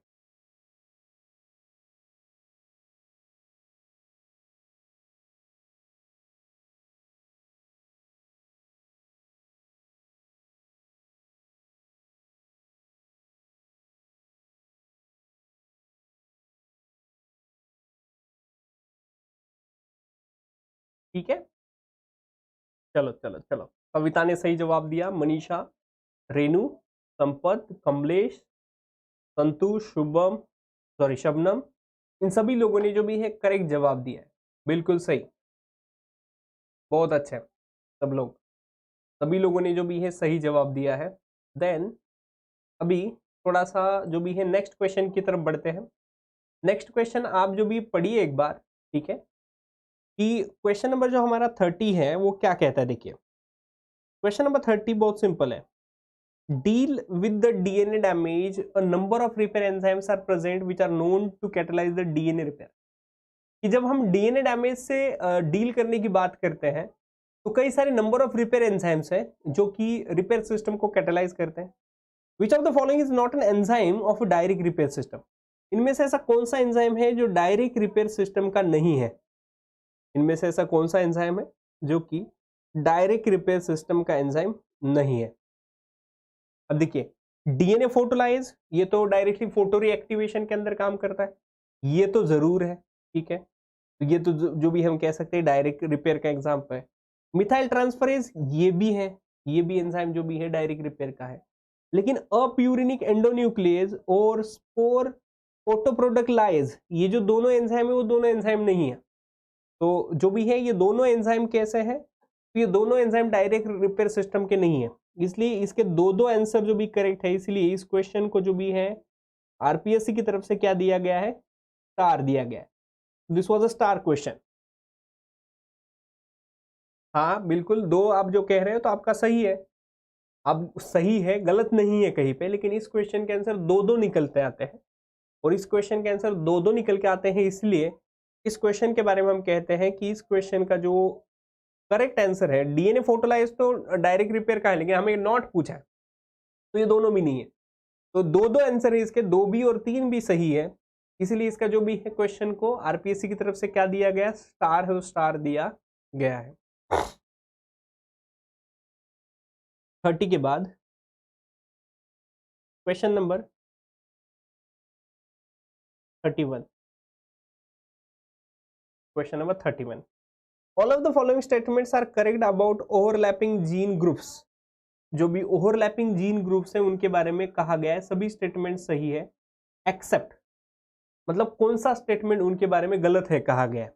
Question number 31 को जब हम देखते हैं तो पता चलता है overlapping gene groups, overlapping gene groups के बारे में कौन सा स्टेटमेंट गलत है कहा गया है। देखिए, overlapping gene groups are arises when the exons of one gene are contained with the introns of the another, ये सही है। फिर उसके बाद में है कि second, overlapping gene groups are defective copies of functional gene. अब देखिए, ओवरलैपिंग जीन ग्रुप्स है मतलब ओवरलैपिंग जीन्स है, डिफेक्टिव कॉपीज नहीं हो सकती। डिफेक्टिव कॉपीज होती तो डिफेक्टिव कॉपीज को हम कहते हैं कि वो क्या है, तो सुडोजीन है या म्यूटेटेड जीन है। एक तो हम सुडोजीन और म्यूटेटेड जीन कहना शुरू कर देते। ये ओवरलैपिंग जीन ग्रुप्स है तो इनके बारे में पहला स्टेटमेंट सही है, सेकंड स्टेटमेंट गलत है। Overlapping gene groups, the two overlapping genes are encoded in opposite direction strands, ये भी सही है। Overlapping gene groups are often associated with specific disease phenotypes, ये भी सही है। लेकिन हाँ, कि overlapping gene groups are defective copies of functional gene, ये कहीं नहीं। डिफेक्टिव कॉपीज होती तो म्यूटेंट कॉपी कहलाती, म्यूटेटेड कॉपी कहलाती, वो हम सुडोजीन भी कहना उनके बारे में गलत है, वैसे सुडोजीन भी नहीं कहना चाहिए। उसके लिए तो हमें क्या कहना चाहिए, म्यूटेड ही कहना चाहिए। तो इसका जो आंसर है वो आंसर क्या होगा, second answer was correct answer. तो इसका जो करेक्ट आंसर है वो क्या है, second was an correct answer. ठीक है, रुशिता ने बिल्कुल सही जवाब दिया, सेकंड। अब चलिए question number 32, which of the following is most suitable definition of an operator in context to prokaryotic gene। Prokaryotic gene के कंपैरेटिवली ऑपरेटर जो सीक्वेंस है उस ऑपरेटर सीक्वेंस की करेक्ट डेफिनेशन और करेक्ट डेफिनेशन क्या होगी। प्रोकैरियोटिक सिस्टम जीन के अंदर ये जो भी प्रमोटर है, यहाँ पे प्रमोटर के बाद में यहाँ पे जो ऑपरेटर है और ऑपरेटर के बाद में हम बात करते हैं एनांसर है, और जो ऑपरेटर होता है उसे यूकैरियोटिक सिस्टम के अंदर साइलेंसर कहते हैं। ऑपरेटर ये जो टर्मिनोलॉजी है ये प्रोकैरियोटिक सिस्टम की टर्मिनोलॉजी है, लेकिन ऑपरेटर के हम कह सकते हैं ऑपरेटर को ही यूकैरियोटिक सिस्टम के अंदर क्या कहते हैं, तो साइलेंसर कहते हैं।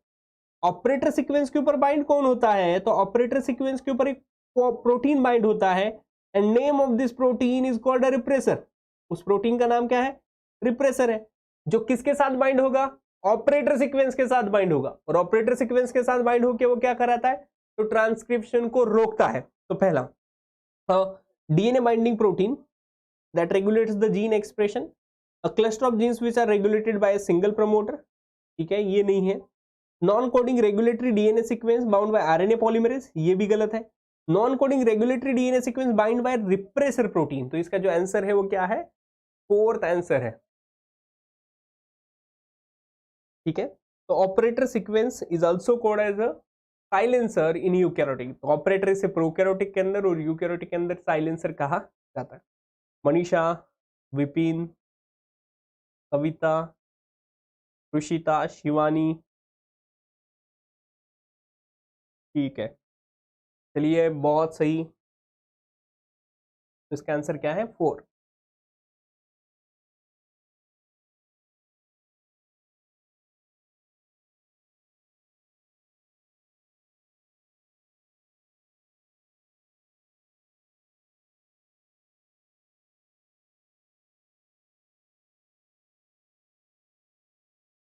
ठीक है, मनीषा ने पूछा है सेकंड क्यों नहीं होगा। Cluster of genes which are regulated by single promoter, ये तो ओपेरॉन के बारे में कहा ना। क्लस्टर ऑफ जीन्स, कई सारे जीन्स है और उनको एक ही प्रमोटर के अंडर में अगर उसे रेगुलेट किया जा रहा है, तो दिस वाज अ स्टेटमेंट और this was a definition for operon. हमें पूछा ऑपरेटर सीक्वेंस क्या है, ऑपरेटर सीक्वेंस है ऐसी सीक्वेंस जिसके ऊपर कौन बाइंड होता है, रिप्रेसर। ओपेरॉन नहीं पूछा है मनीषा, ठीक है।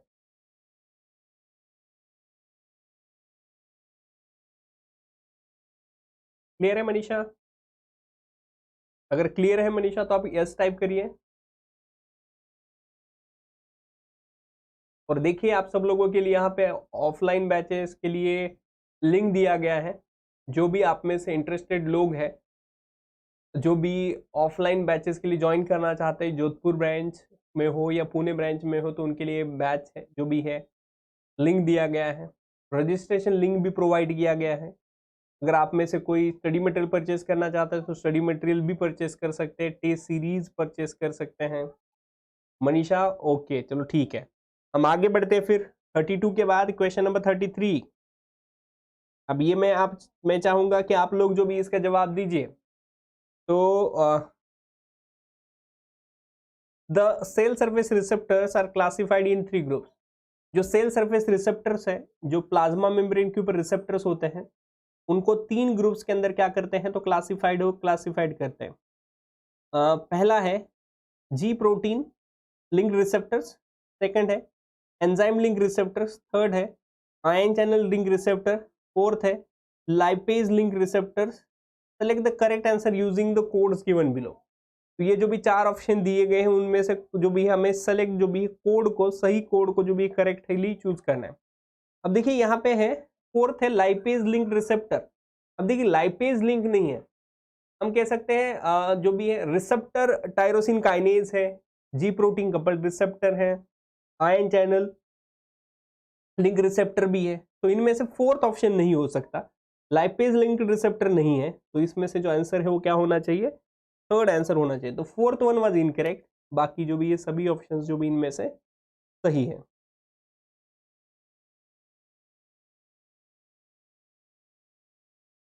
विपिन, मनीषा, कविता, शबनम, संतु बिल्कुल सही, रुशिता, रेनू, मनीषा, शिवानी, कमलेश, बहुत सही बहुत सही, आप लोग बहुत अच्छे से जा रहे हो।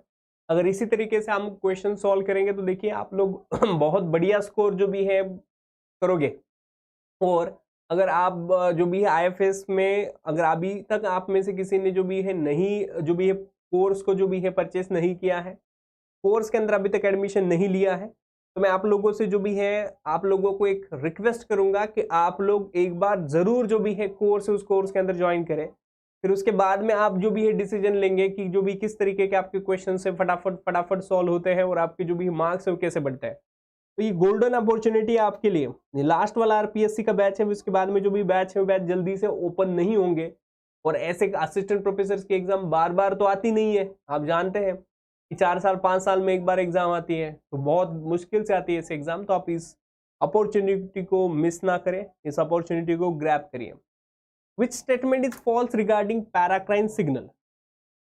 34, पैराक्राइन सिग्नल के बारे में कौन सा स्टेटमेंट इनकरेक्ट है, फॉल्स है? अब देखिए, एक सेल है सपोज, और एक सेल है वो खुद ही सिग्नल रिलीज कर रहा है बाहर, और खुद ही सिग्नल रिलीज करके इन्हीं के ऊपर आके सिग्नल बाइंड हो रहा है। तो ये जो सिग्नलिंग है उसे हम कहते हैं ऑटोक्राइन, इसे कहते हैं ऑटोक्राइन। पैराक्राइन का मतलब होता है ये सेल है, इसने सिग्नल रिलीज किया, और इसके नजदीक वाले जो सेल्स हैं, वो नजदीक वाले बिल्कुल नियर विसिनिटी वाले जो सेल्स है, नियर विसिनिटी वाले सेल्स ने या नजदीक वाले सेल्स ने इसके सिग्नल को रिसीव किया, इसे क्या कहा जाता है? पैराक्राइन। पैराक्राइन सिग्नलिंग का मतलब होता है नियर विसिनिटी के अंदर जो सिग्नलिंग होती है उसे पैराक्राइन सिग्नलिंग कहते हैं। तो फिर इसका जो भी सही आंसर क्या होगा, इसके लिए गलत आंसर क्या होगा? They are extra cellular signal, cell के बाहर रिलीज किए जाते हैं, सही है। देशोकल लोकल इफेक्ट्स सही है। दे आर शॉर्ट लाइफ, ये भी सही है। They are usually carried through a blood stream, blood stream से जो जाएंगे वो हम कह सकते हैं एंडोक्राइन जो भी है वो होंगे। तो ऑटोक्राइन पैराक्राइन नहीं, एंडोक्राइन नहीं है, तो पैराक्राइन के बारे में जो है फोर्थ स्टेटमेंट है वो इनकरेक्ट है। विपिन, हाँ सुशील ने बिल्कुल सही कहा कि न्यूरोट्रांसमीटर्स पैराक्राइन सिग्नलिंग का एग्जाम्पल है, बिल्कुल सही है, बिल्कुल। चलो आगे बढ़ते हैं।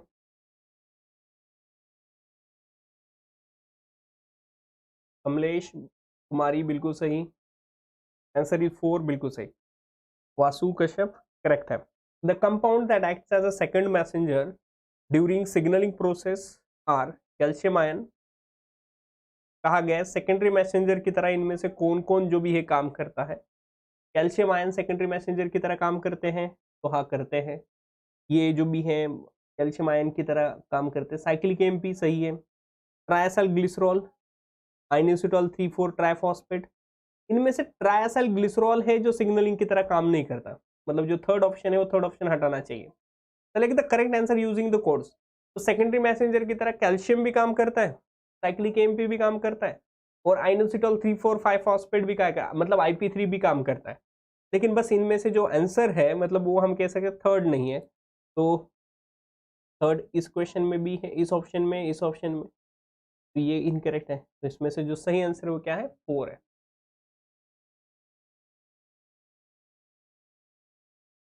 रुचिता, सुशील, विपिन, संतु, शिवानी, बिल्कुल सही, बिल्कुल बिल्कुल। तो इसका जो सही आंसर है वो सही आंसर क्या है? तो fourth one was a correct answer.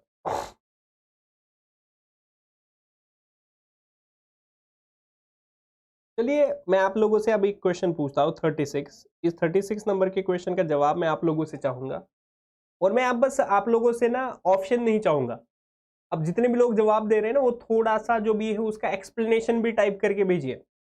Which of the following cell function, which of the following cell function is communicating function, इनमें से ऐसा कौन सा है जो, इनमें से कौन सा ऐसा जो भी ऑप्शन है इनमें से जो सेल कम्युनिकेशन के अंदर काम में आता है, ये बताइए। मतलब सपोज यहाँ पे एक सेल है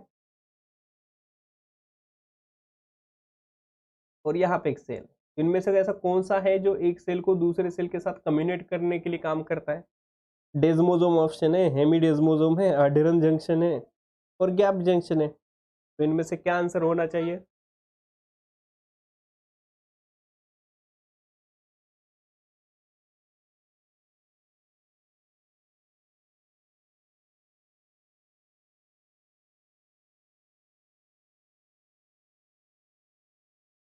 क्या होगा आंसर? चलो मनीषा ने 3 कहा, कविता ने भी 3 कहा, निशा ने 3 कहा, अश्विन ने 3 कहा, रेनू ने 3 कहा, संतु गोपाल संतरा ने भी 3 कहा है। लेकिन 3 नहीं, जरा थोड़ा सा जो भी है एक्सप्लेन भी करिए। चलो ठीक है, क्यों होगा 3 ये तो जरा थोड़ा सा एक्सप्लेन करिए।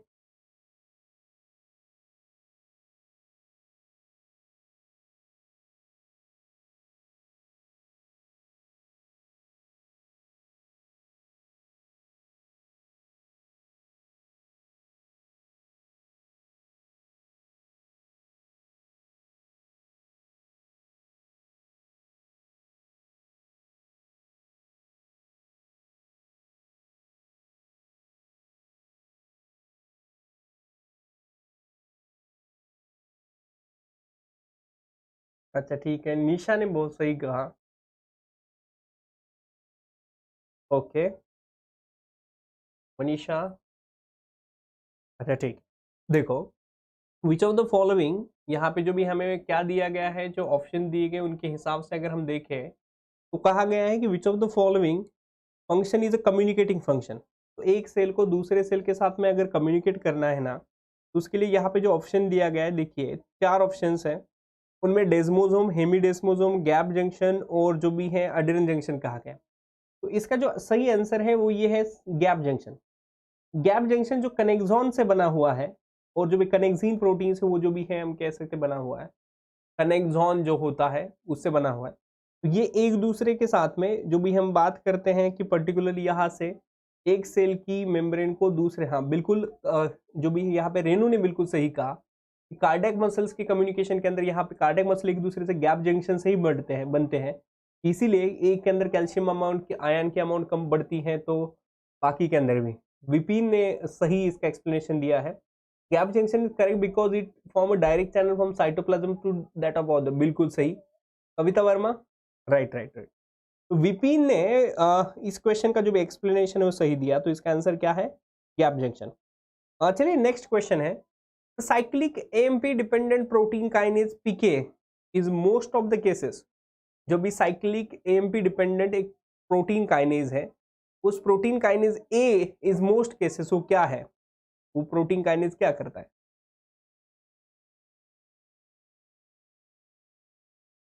अब देखो साइक्लिक एएमपी डिपेंडेंट है, लेकिन क्या है, प्रोटीन काइनेज है। और काइनेज का काम क्या होता है, काइनेजेस का काम क्या होता है, काइनेजेस ऐड अ फॉस्फेट ग्रुप। तो ये जो भी है फॉस्फेट ग्रुप को जो भी ऐड करता है, और फॉस्फेट ग्रुप को किसके ऊपर ऐड करता है, तो प्रोटीन उन प्रोटीन्स के ऊपर फॉस्फेट ग्रुप को ऐड करता है, right. Phosphate group to the protein, hydrolyse protein, polymerise amino acid, stimulate adenyl cyclase नहीं, तो फॉस्फेट ग्रुप काइनेज है तो फॉस्फेट ग्रुप को ऐड करता है। बिल्कुल बिल्कुल करेक्ट शिवानी, सुशील, करेक्ट है इसका, ये फॉस्फेट ग्रुप को ऐड करता है।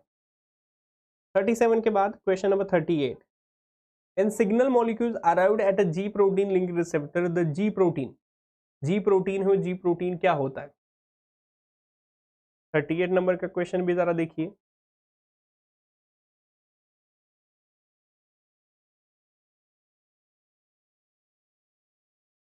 ये देखिए, यहाँ पे एक रिसेप्टर है,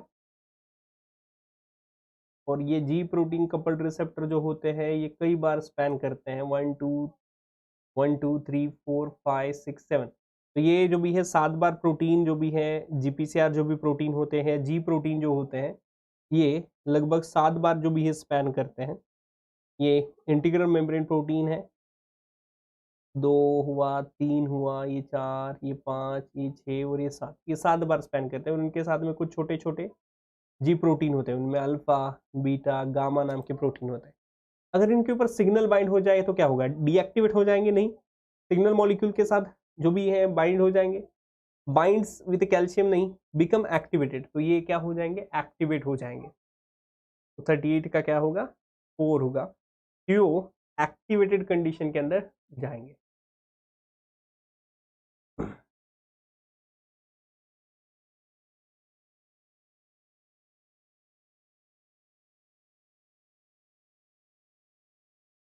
थ्री एक्टिव जीन्स कहा जा रहा है कि 3 एक्टिव जीन्स है belonging to the C ras family in man which gives to the oncogenes are. कहा जा रहा है 3 एक्टिव जीन्स है, और जो सी रैस फैमिली से बिलोंग करते हैं, कविता ने बिल्कुल सही कहा, 7 टाइम स्पैन सरपेप्टाइन रिसेप्टर होते हैं। तो 3 active genes belonging to the C ras family in man which gives rise to the oncogenes are. जो ऑन्कोजीन्स बना सकते हैं, ऑन्कोजीन्स गिव्स राइज टू, ऐसे कौन से जीन्स है जो ऑन्कोजीन्स बना सकते हैं, तो इनमें से क्वेश्चन नंबर 39 है, तो उसका आंसर हमें पूछा है क्या है, तो उसका जो सही आंसर है वो ये है, there is an H and K, an H and K gene. आर जो जीन है इसका आंसर जो भी है नहीं हो सकता, ठीक है, आर जीन नहीं होता उनके अंदर, एन जीन, एच जीन और K gene was the correct answer. Then 39 के बाद क्वेश्चन नंबर 40,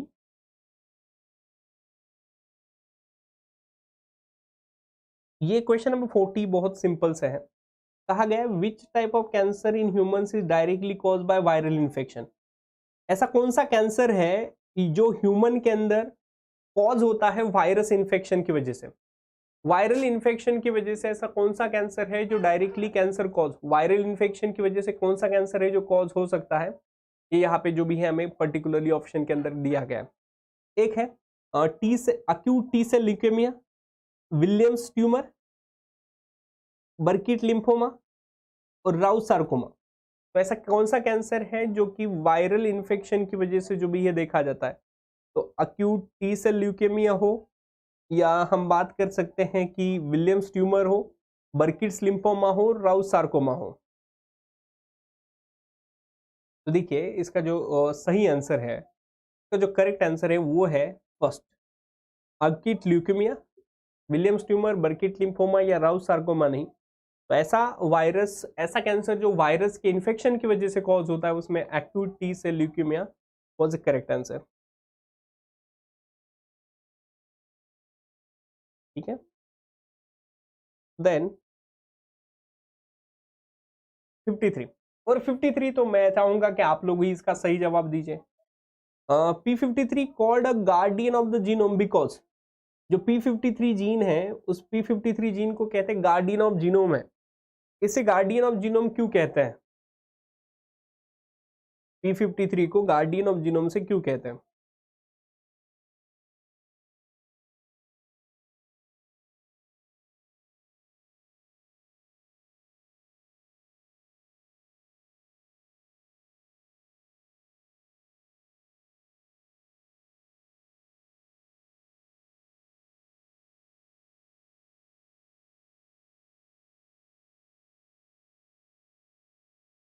क्या होगा इसका आंसर? क्यों कहेंगे इसे गार्डियन ऑफ जीनोम?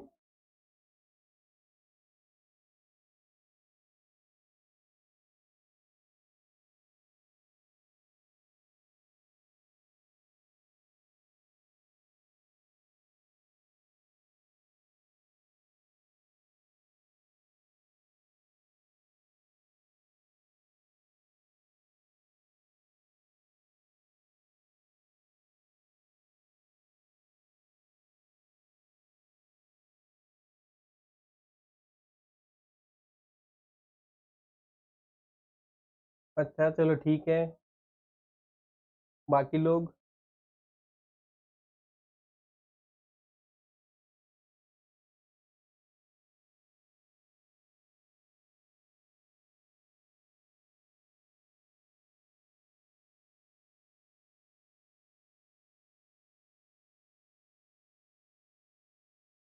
बाकी लोग भी जवाब दीजिए।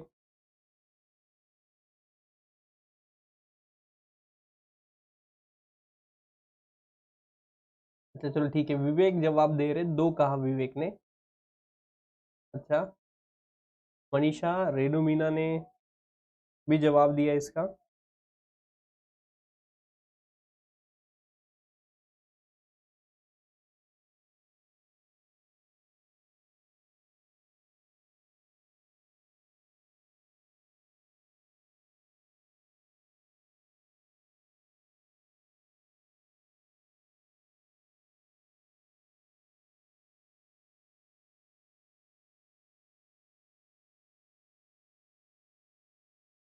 अच्छा चलो ठीक है, मनीषा ने पूछा था वायरस का नेम क्या है, तो मनीषा उस वायरस का नेम है, देखिए, लिम्फोट्रोपिक वायरस टाइप 1, HTLV1 से उसे रिप्रेजेंट करते हैं।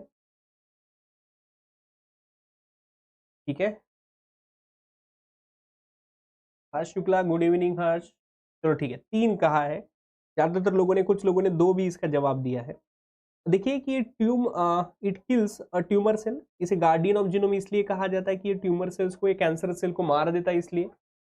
It protect genome from damaging chemicals, chemical जो डैमेज होगा उससे जो भी है इसे प्रोटेक्ट नहीं करते। इट प्रिवेंट्स जीनोम म्यूटेशन, हाँ ये गार्डियन ऑफ जीनोम इसीलिए है कि ये सेल्स के अंदर अगर कहीं पे भी हम कहते हैं कि म्यूटेशन होता है तो उस म्यूटेशंस को प्रिवेंट करने का काम करता है। इनहिबिट सेल स्ट्रेस, ये भी इसका काम नहीं है, तो इसका जो सही आंसर है वो क्या है? थर्ड आंसर है, it prevent genome. Guardian of genome, इसके जो भी है, इट किल्स ट्यूमर सेल्स, हाँ कैंसरस सेल्स को जो भी है P53 किल नहीं करता वैसे तो। अब P53 किल नहीं करता, लेकिन P53 उसके पाथवे जरूर एक्टिवेट करा सकता है, लेकिन एक्चुअली किल नहीं कर सकता।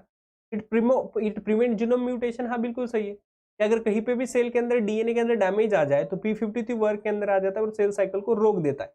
तो ये इसका जो भी आंसर सही है, third answer was correct.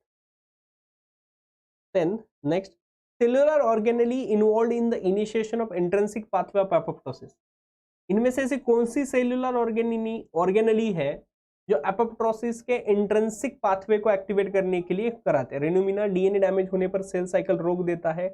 Right right right, Renu बिल्कुल आप जो भी है सही जो भी है एनालाइज किए हैं, क्योंकि वो P21 को एक्सप्रेस कराता है और सेल साइकिल को रोकता है।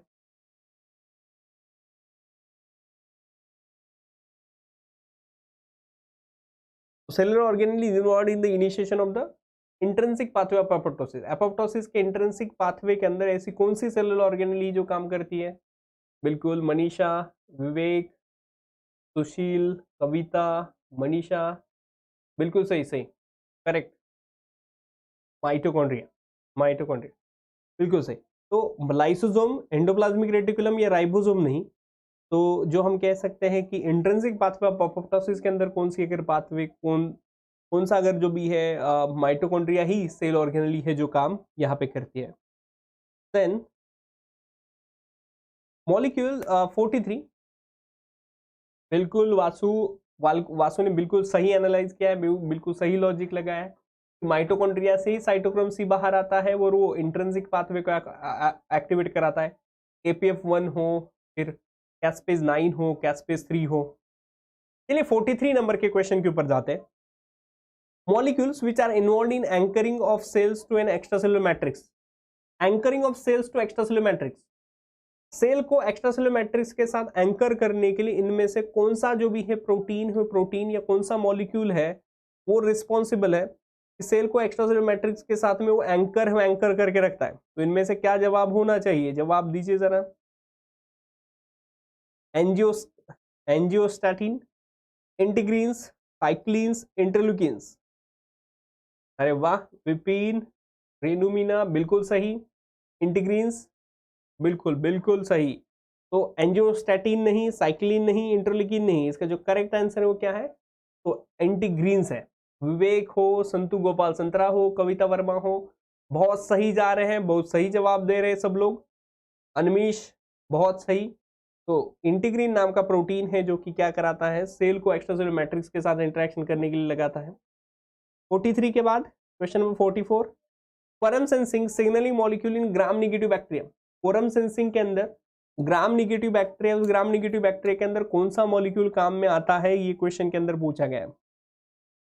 तो देखिए कोरम सेंसिंग का मतलब क्या होता है? कोरम सेंसिंग का मतलब ये होता है कि कई सारे बैक्टीरिया आते हैं और कई सारे बैक्टीरिया आके कलेक्टिवली डिसीजन लेते हैं। कलेक्टिवली डिसीजन लेते हैं कि कोई पर्टिकुलर फंक्शन करना है कि नहीं करना है।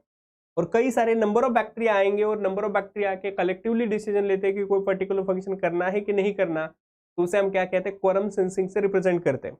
कोरम सेंसिंग क्या है? तो कोरम सेंसिंग के बारे में हम कहते हैं कि कोरम सेंसिंग के अंदर एक बैक्टीरिया जो भी है कुछ मॉलिक्यूल रिलीज करते हैं। तो कौन सा मॉलिक्यूल रिलीज करते हैं?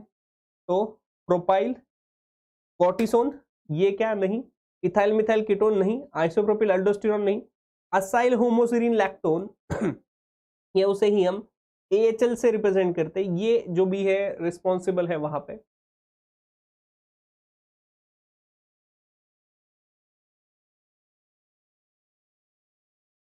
ठीक है, तो बिल्कुल बिल्कुल बिल्कुल असाइल होमोसिरिन लैक्टोन, रेनू बिल्कुल सही कहा आपने। एक साथ कलेक्टिवली रिस्पॉन्स करते हैं और एक साथ रिस्पॉन्स करते हैं, उसे हम क्या कहते हैं? कोरम सेंसिंग से रिप्रेजेंट करते हैं।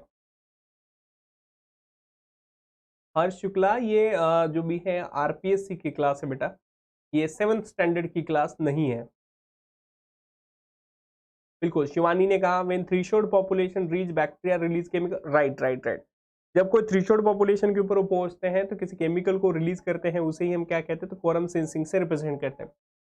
Then question number 45, an individual with an genotype of AA, BA, CC will produce.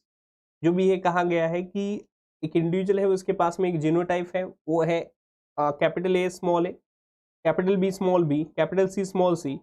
तो वो जो भी कितने तरीके के जीनोटाइप है वो जीनोटाइप प्रोड्यूस कर सकता है?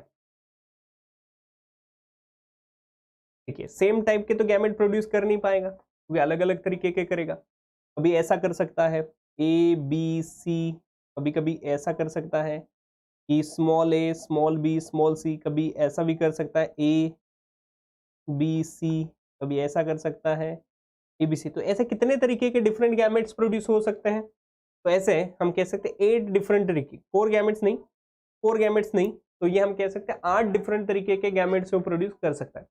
तो मनीषा, विजया, दीप ज्योति, विपिन, मनीषा, कमलेश, कविता, विवेक बिल्कुल सही। कितने तरीके के डिफरेंट जो भी है वो फिनोटाइप प्रोड्यूस कर सॉरी ये कर सकता है, जीनोटाइप प्रोड्यूस कर सकता है। फिनोटाइप की तो बात नहीं करें, जीनोटाइप।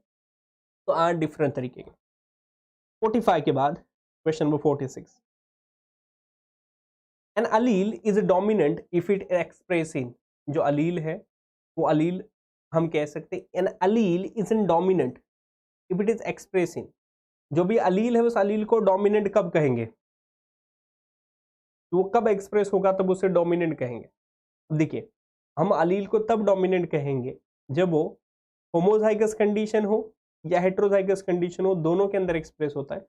एक जनरेशन के अंदर, हेट्रोजाइगस कंडीशन के अंदर या होमोजाइगस कंडीशन के अंदर ही नहीं।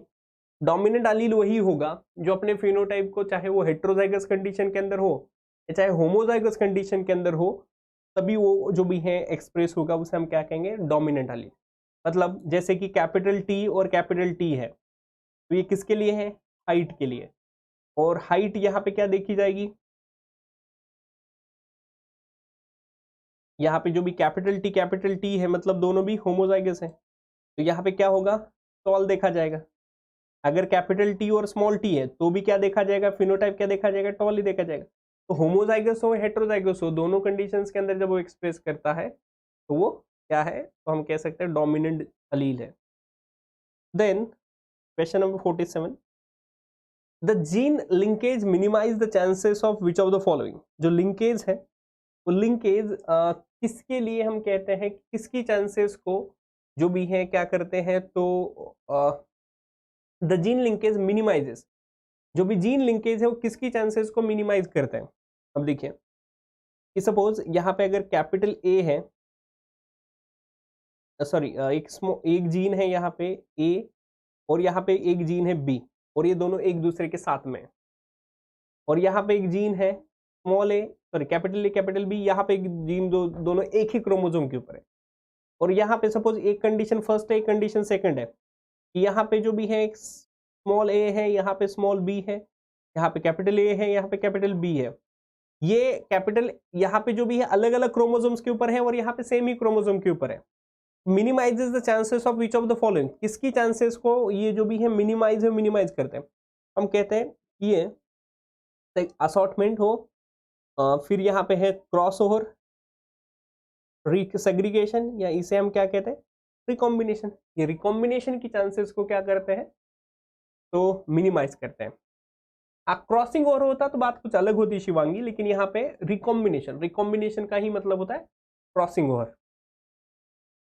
रिकॉम्बिनेशन क्योंकि एक ही जीन रहेगा, एक साथ ही रहेंगे, एक जीन यहाँ पे अगर दो जीन, एक सपोज यहाँ है ए और ए बी यहाँ पे है, लेकिन यहाँ पे है ए और यहाँ पे है बी, और यहाँ पे है ए और यहाँ पे है बी, तो इन दोनों के बीच में रिकॉम्बिनेशन हो सकता है। यहीं पे रिकॉम्बिनेशन होना, दो जीन अगर साथ साथ में हो तो रिकॉम्बिनेशन नहीं हो सकता, तो इसका आंसर क्या है, third. Then question number 48,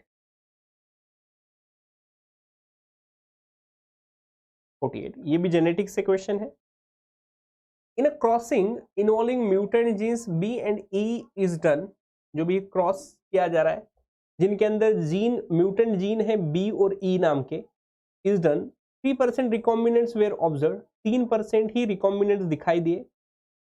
when crossing over mutant genes T and E, T और ई के अंदर देखा जाता है तो 22%। अब देखिए बी और ई के अंदर अगर रिकॉम्बिनेंट देखे गए तो 3% है, जो टी और ई है उनके अंदर रिकॉम्बिनेंट्स कितने हैं, रिकॉम्बिनेशन फ्रीक्वेंसी 22% है। और observe when crossing involving mutant B and T, B और टी के बीच में की जाती है तो उनका जो भी है रिकॉम्बिनेशन फ्रीक्वेंसी 10% निकल के आता है। What is the order of genes on the chromosome, order of gene chromosome के अंदर कितने, अभी अभी देखा देखिए हमने कि जो रिकॉम्बिनेशन होता है अगर दो जीन पास में है तो उनके अंदर रिकॉम्बिनेशन नहीं होगा, मतलब बी जो जीन है और जो ई जीन है वो एक दूसरे के पास में है, ठीक है। बी और टी भी एक दूसरे के पास में ही है, बी और जो टी है वो एक दूसरे के पास में ही है, क्योंकि बी और टी के अंदर 10% ही है। लेकिन जो टी है और ई जीन है वो एक दूसरे से बहुत दूर है, मतलब इन दोनों के बीच में तो कितना डिस्टेंस है, 22% है। तो ये जो आंसर है आंसर क्या होना चाहिए, ऐसा जो भी ऑर्डर आनी चाहिए, जीन टी मतलब पहले टी होना चाहिए, बाद में बी होना चाहिए और ई होना चाहिए। तो 48 है, उस 48 का आंसर क्या होना चाहिए, 48 का करेक्ट आंसर जो भी होना चाहिए सेकंड,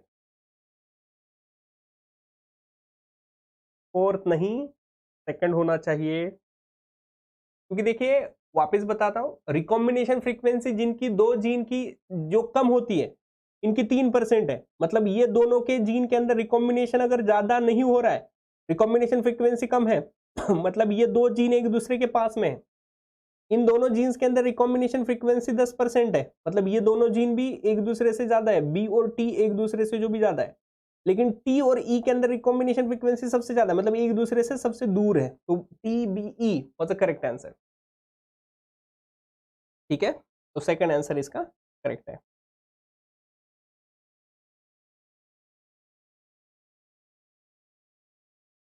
देन 49 का क्या है, तो consider the following statement and give the correct answer using the codes given below. First, phenotype is the expression of trait phenotype के बारे में कहा जा रहा है कि phenotype is expression of trait, genotype can be ascertain from the ancestry, homozygous individuals produce two kinds of gametes, homozygous individual, देखिए सबसे इंपॉर्टेंट है कि होमोजाइगस इंडिविजुअल्स जो होंगे वो दो तरीके के गैमेट्स कैसे प्रोड्यूस करेंगे। अगर सपोज कैपिटल ए है तो ये तो एक ही तरीके का गैमेट प्रोड्यूस करेंगे, ए तरीके का, दो डिफरेंट तरीके के गैमेट तो प्रोड्यूस कर ही नहीं सकते, मतलब थर्ड तो गया, और थर्ड गया मतलब इनमें से आंसर जो भी है वो एक ही हो सकता है, बाकी किसी ऑप्शन को पढ़ने की आपको जरूरत भी नहीं पड़ेगी, ठीक है। तो टू आंसर है। फोर्थ पढ़िए, generally pure true breeding organism resulting from inbreeding are called pure line, हाँ ये भी सही है। फर्स्ट स्टेटमेंट, सेकंड और फोर्थ स्टेटमेंट्स आर करेक्ट, इनमें से जो है बस थर्ड स्टेटमेंट इनकरेक्ट है कि वो कह रहा है कि होमोजाइगस इंडिविजुअल दो अलग अलग तरीके के जो भी गैमेट्स प्रोड्यूस करेगा, नहीं, वो सेम तरीके के ही गैमेट्स प्रोड्यूस करेंगे। 49 के बाद question number 50, probability that a male inherited the probability that a male inherited his Y chromosome for his maternal grandfather is, ठीक है, probability that male inherited his Y chromosome from the maternal grandfather, जो maternal grandfather है उससे उनको जो भी है Y chromosome आने की प्रोबेबिलिटी क्या है। अब देखिए मैटरनल साइड से तो उनको X क्रोमोसोम आता है, मतलब सपोज कोई एक मेल है, उस मेल के अंदर जो भी है जीनोम क्या होगा, X होगा और Y होगा, इसको जो X क्रोमोसोम आया है वो X क्रोमोसोम अपनी मदर साइड से आया है, और इसको जो Y क्रोमोसोम आया होगा वो Y क्रोमोसोम किसको आया होगा, इसने फादर साइड से आया होगा। अब मदर साइड से आया ही X क्रोमोसोम है तो मैटरनल साइड के ग्रैंडफादर से इसको कोई वाई क्रोमोसोम आने का सवाल नहीं है, ये आया कहां से, फादर साइड से, तो मैटरनल साइड से नहीं, पेरेंटल साइड से होता, फादर साइड से होता तो बात अलग होती।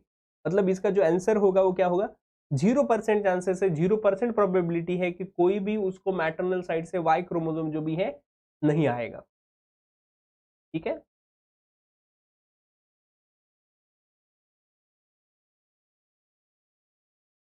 तो इसका जो करेक्ट आंसर है वो करेक्ट आंसर क्या है, करेक्ट आंसर वाज 4, ठीक है। सबके लिए क्लियर है, समझ में आया सबको। ये सभी क्वेश्चंस को हमने क्या किया है, तो एक साथ यहाँ पे जो भी डिस्कस किया आपके सामने, तो यहाँ पे हमने all the questions we complete here. तो आज का जो भी है हमने पूरे के पूरे 50 के 50 क्वेश्चंस यहाँ पे डिस्कस किए। कल इसी समय पे 5 बजे ही धवल सर आप लोगों के साथ में जुड़ेंगे, और धवल सर आप लोगों के साथ में इन सभी क्वेश्चंस को जो भी है क्या करेंगे, तो डिस्कस करेंगे, ठीक है। तो आज के सेशन के अंदर हम यही रुकना है, यहीं पे रुकते हैं। आप सब लोगों के लिए happy learning, thanks Renu, welcome.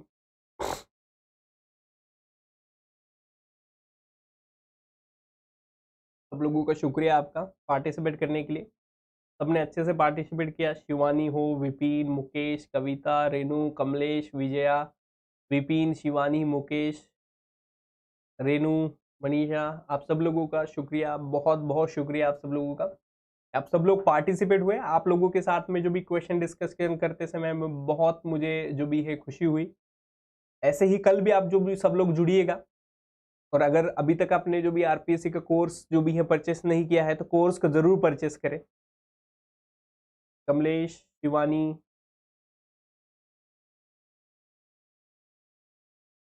कविता, वेलकम, संतू, वेलकम संतू। तो अभी तक अगर आप लोगों ने लेक्चर को लाइक नहीं किया है तो लेक्चर को लाइक ज़रूर करिए। आपने अभी तक हमारे चैनल को सब्सक्राइब नहीं किया तो चैनल को सब्सक्राइब भी ज़रूर करिए। और अगर आपको इस वीडियो के रिलेटेड कोई भी क्वेश्चन है, उस क्वेश्चन के अंदर किसी भी तरीके की क्वेरी है, तो आप ज़रूर उसके लिए जो भी है कमेंट बॉक्स के अंदर कमेंट कर सकते हैं, तो हम उस क्वेश्चन का मेरी तरफ से पर्सनली उसका जो भी है आप लोगों को रिप्लाई ज़रूर दूंगा, ठीक है। तो आप वापस से सब लोगों का एक बार शुक्रिया अदा करना चाहूँगा।